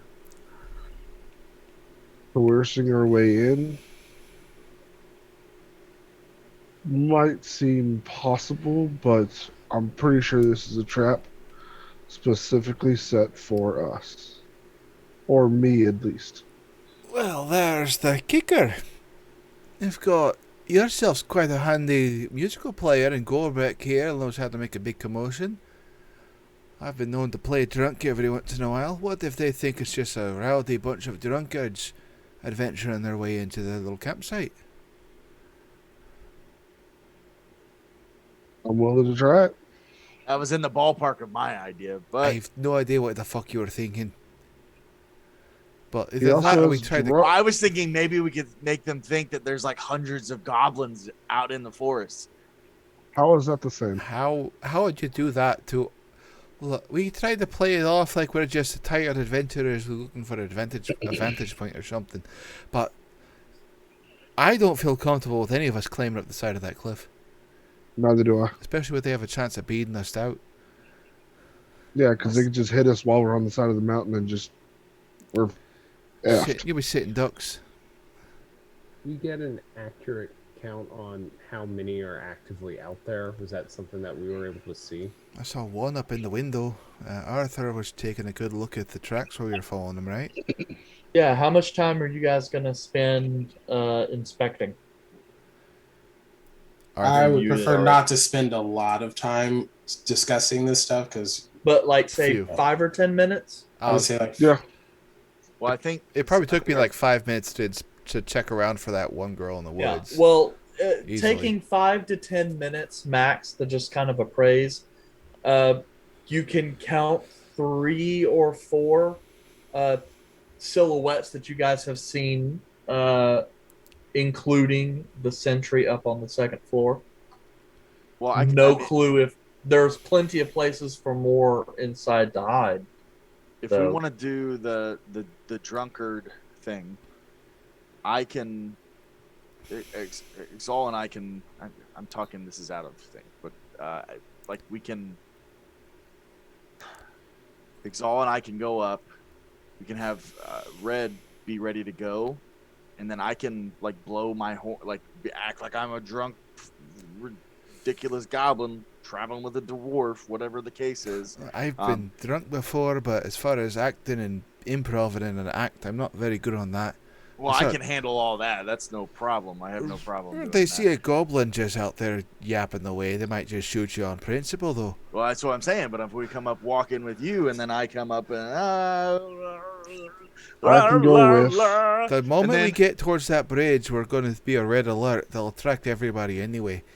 Well, that's what I'm saying. Is that at that point we can count, and I can idiotically blow my horn of how many people that we see at the very least, so that way these guys, Volred can fire up a 100 few, and then we can go right into. Eric, you said that the... Sorry, it's a character. That's a character. You said the bridge... God. It's hard to turn off Scottish sometimes. You said the Yeah, bridge yeah, was about no, I 100 got you. It was about 100 feet from... The bridge was about 100 feet long, right? That's your best Best approximation. If I were going to bridge, it'd be 100 feet long, just so people would have to use their action to dash. 100 feet wise, I'm trying to use some of my knowledge from my my school times. Like, if they're going, this place is not built for long distance combat. At best, you're looking at 1 or 2 shots from some of these punks up in the rafters. If we can get a good count on them, they might get 1 or 2 shots at us, but that's about it. After that, we can alert the authorities if they think they're trying to hide someone up here. We can threaten them with that, make them allow us to go through, no issues. Conversate. We got Caleb here. He's a smart person. He can tell them to report him to the authorities. Oh, I think you're giving these guys way too much credit. With what Arthur said about the body that hit the ground, I think these are people working for the Lyceum that kidnapped them so we couldn't get him with us. Well, that's what I'm saying. I agree with Caleb a lot on that. They're going to want us inside that area. That way we can't just walk away. So they're going to want us across that bridge, not on our side of the bridge. So we convince them to let us across the bridge just because we'll go tattletale on them. At least then we don't have to worry about them shooting us while we're on it. If one person gets out of this area alive, they're screwed. I also think that if we have all of us coming at once, they're going to take care of us.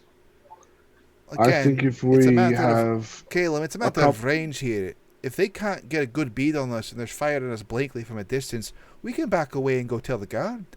Some assholes are up there on the thing shooting at us. Don't hit the target unless you know you can hit them. Yes, but if we run and go get the guard, they kill and walk away like nothing happened. Not all of us got to run and get the guard. So a few of us stay. Keep an eye on them. But what I was thinking was 3 of us come up. They outnumber us, so they let us in. We go in, we distract, or we talk to them, keep their eye away from the bridge, and the other 3 come up and ambush. Good plan. I like that one. Heck, we can pull off. Caleb and I, bro. How many times have we pulled off the dancing crazy goblin and the monkey thing? Like you could have a little. Unfortunately, if they do decide to fire upon us, you've already taken a bit of a tumble today. It looks like you're not exactly breathing that well. Listen, I got it taken care of. I got the Bee Gees out. We're good to go.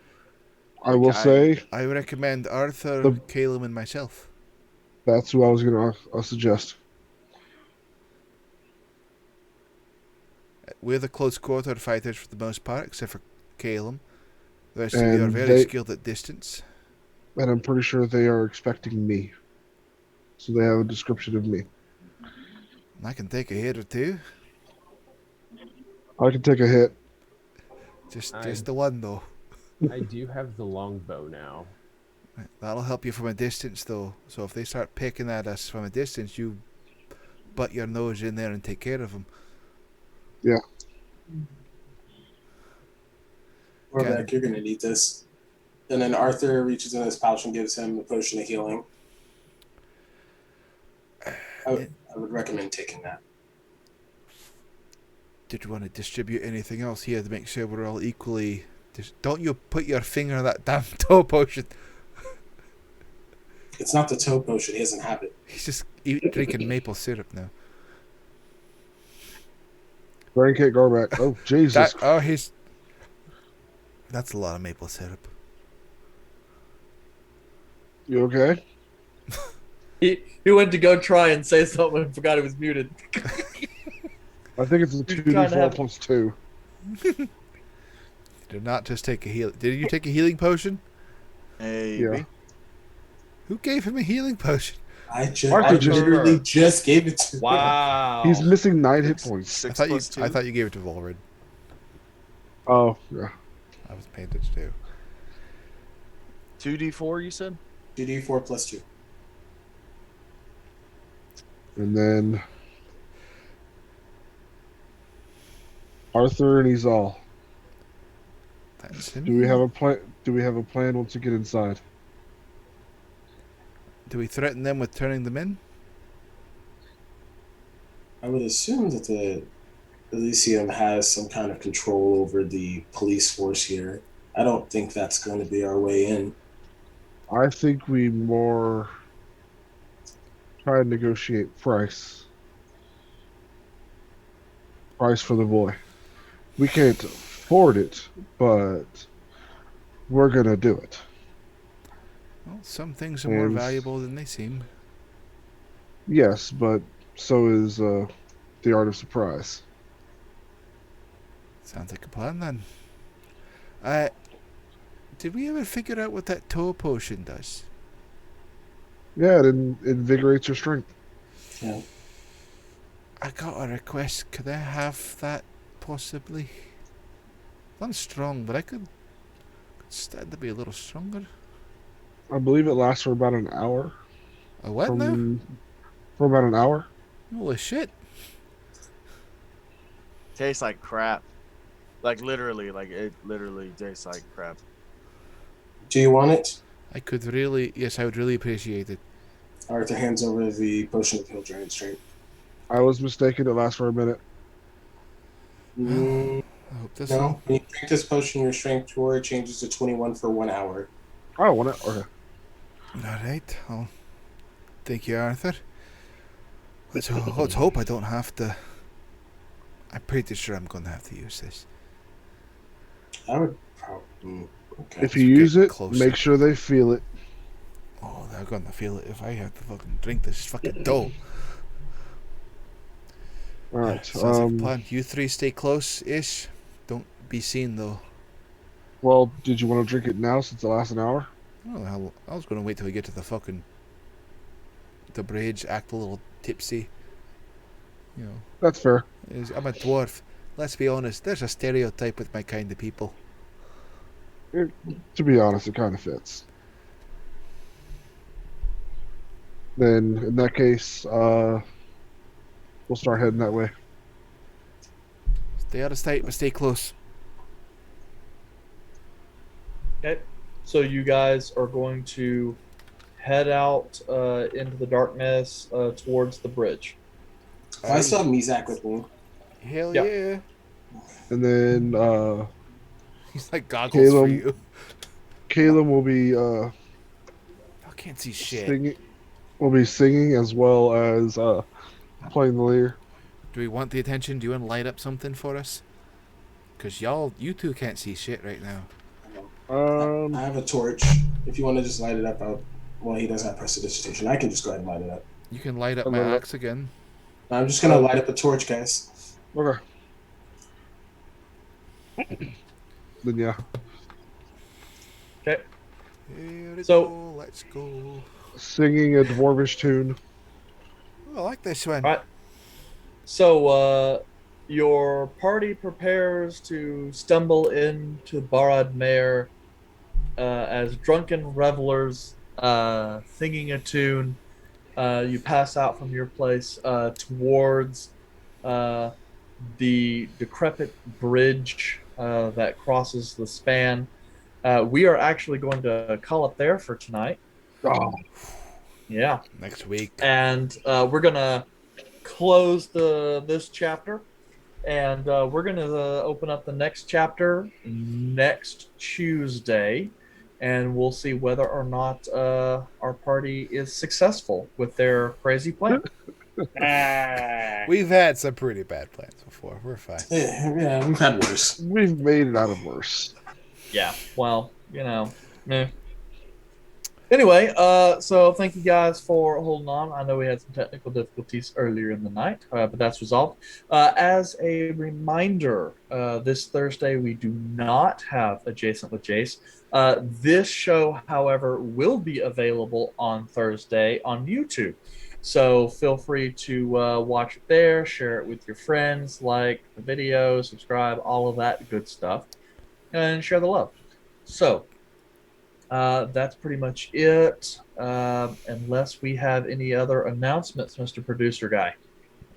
Oh, I was just gonna say, speaking of sharing and following and subscribing, we should have our socials in the chat. Thank you, moderators. Just go ahead and drop a like, share our podcast, our stream, and our YouTube, and drop a follow and a subscribe, and we would greatly appreciate it. Yeah. I mean, mostly we sit here in order to spend time with each other and to have videos, because it's so much easier, especially for me, to prep for next week when I can just watch what went on this What week. happened the last 15 minutes? All right, here. Yeah, And right, take- yeah. Or like, And take notes oh. outside of the actual game. That's pretty handy. yeah. Or when I try to remember, oh, what voice did I try to use this guy, or what was that guy's name? It's like, oh, yeah, okay. Nah, I know. So, super useful. But in any case, we hope you guys appreciate this, and we would love it if we were able to kind of share some of the story with more people who might appreciate it. All right. Well, that'll go ahead and do it. And so we're going to round it out, and we will see you guys next week. Bye, everyone. Bye. Wiedersehen, guten Tag, farewell, good night. Two tools and a Later. ta-ta. Ciao for now. Tatas? Two Sweet. tools and a ta-ta. Sweet nut. Run a little time.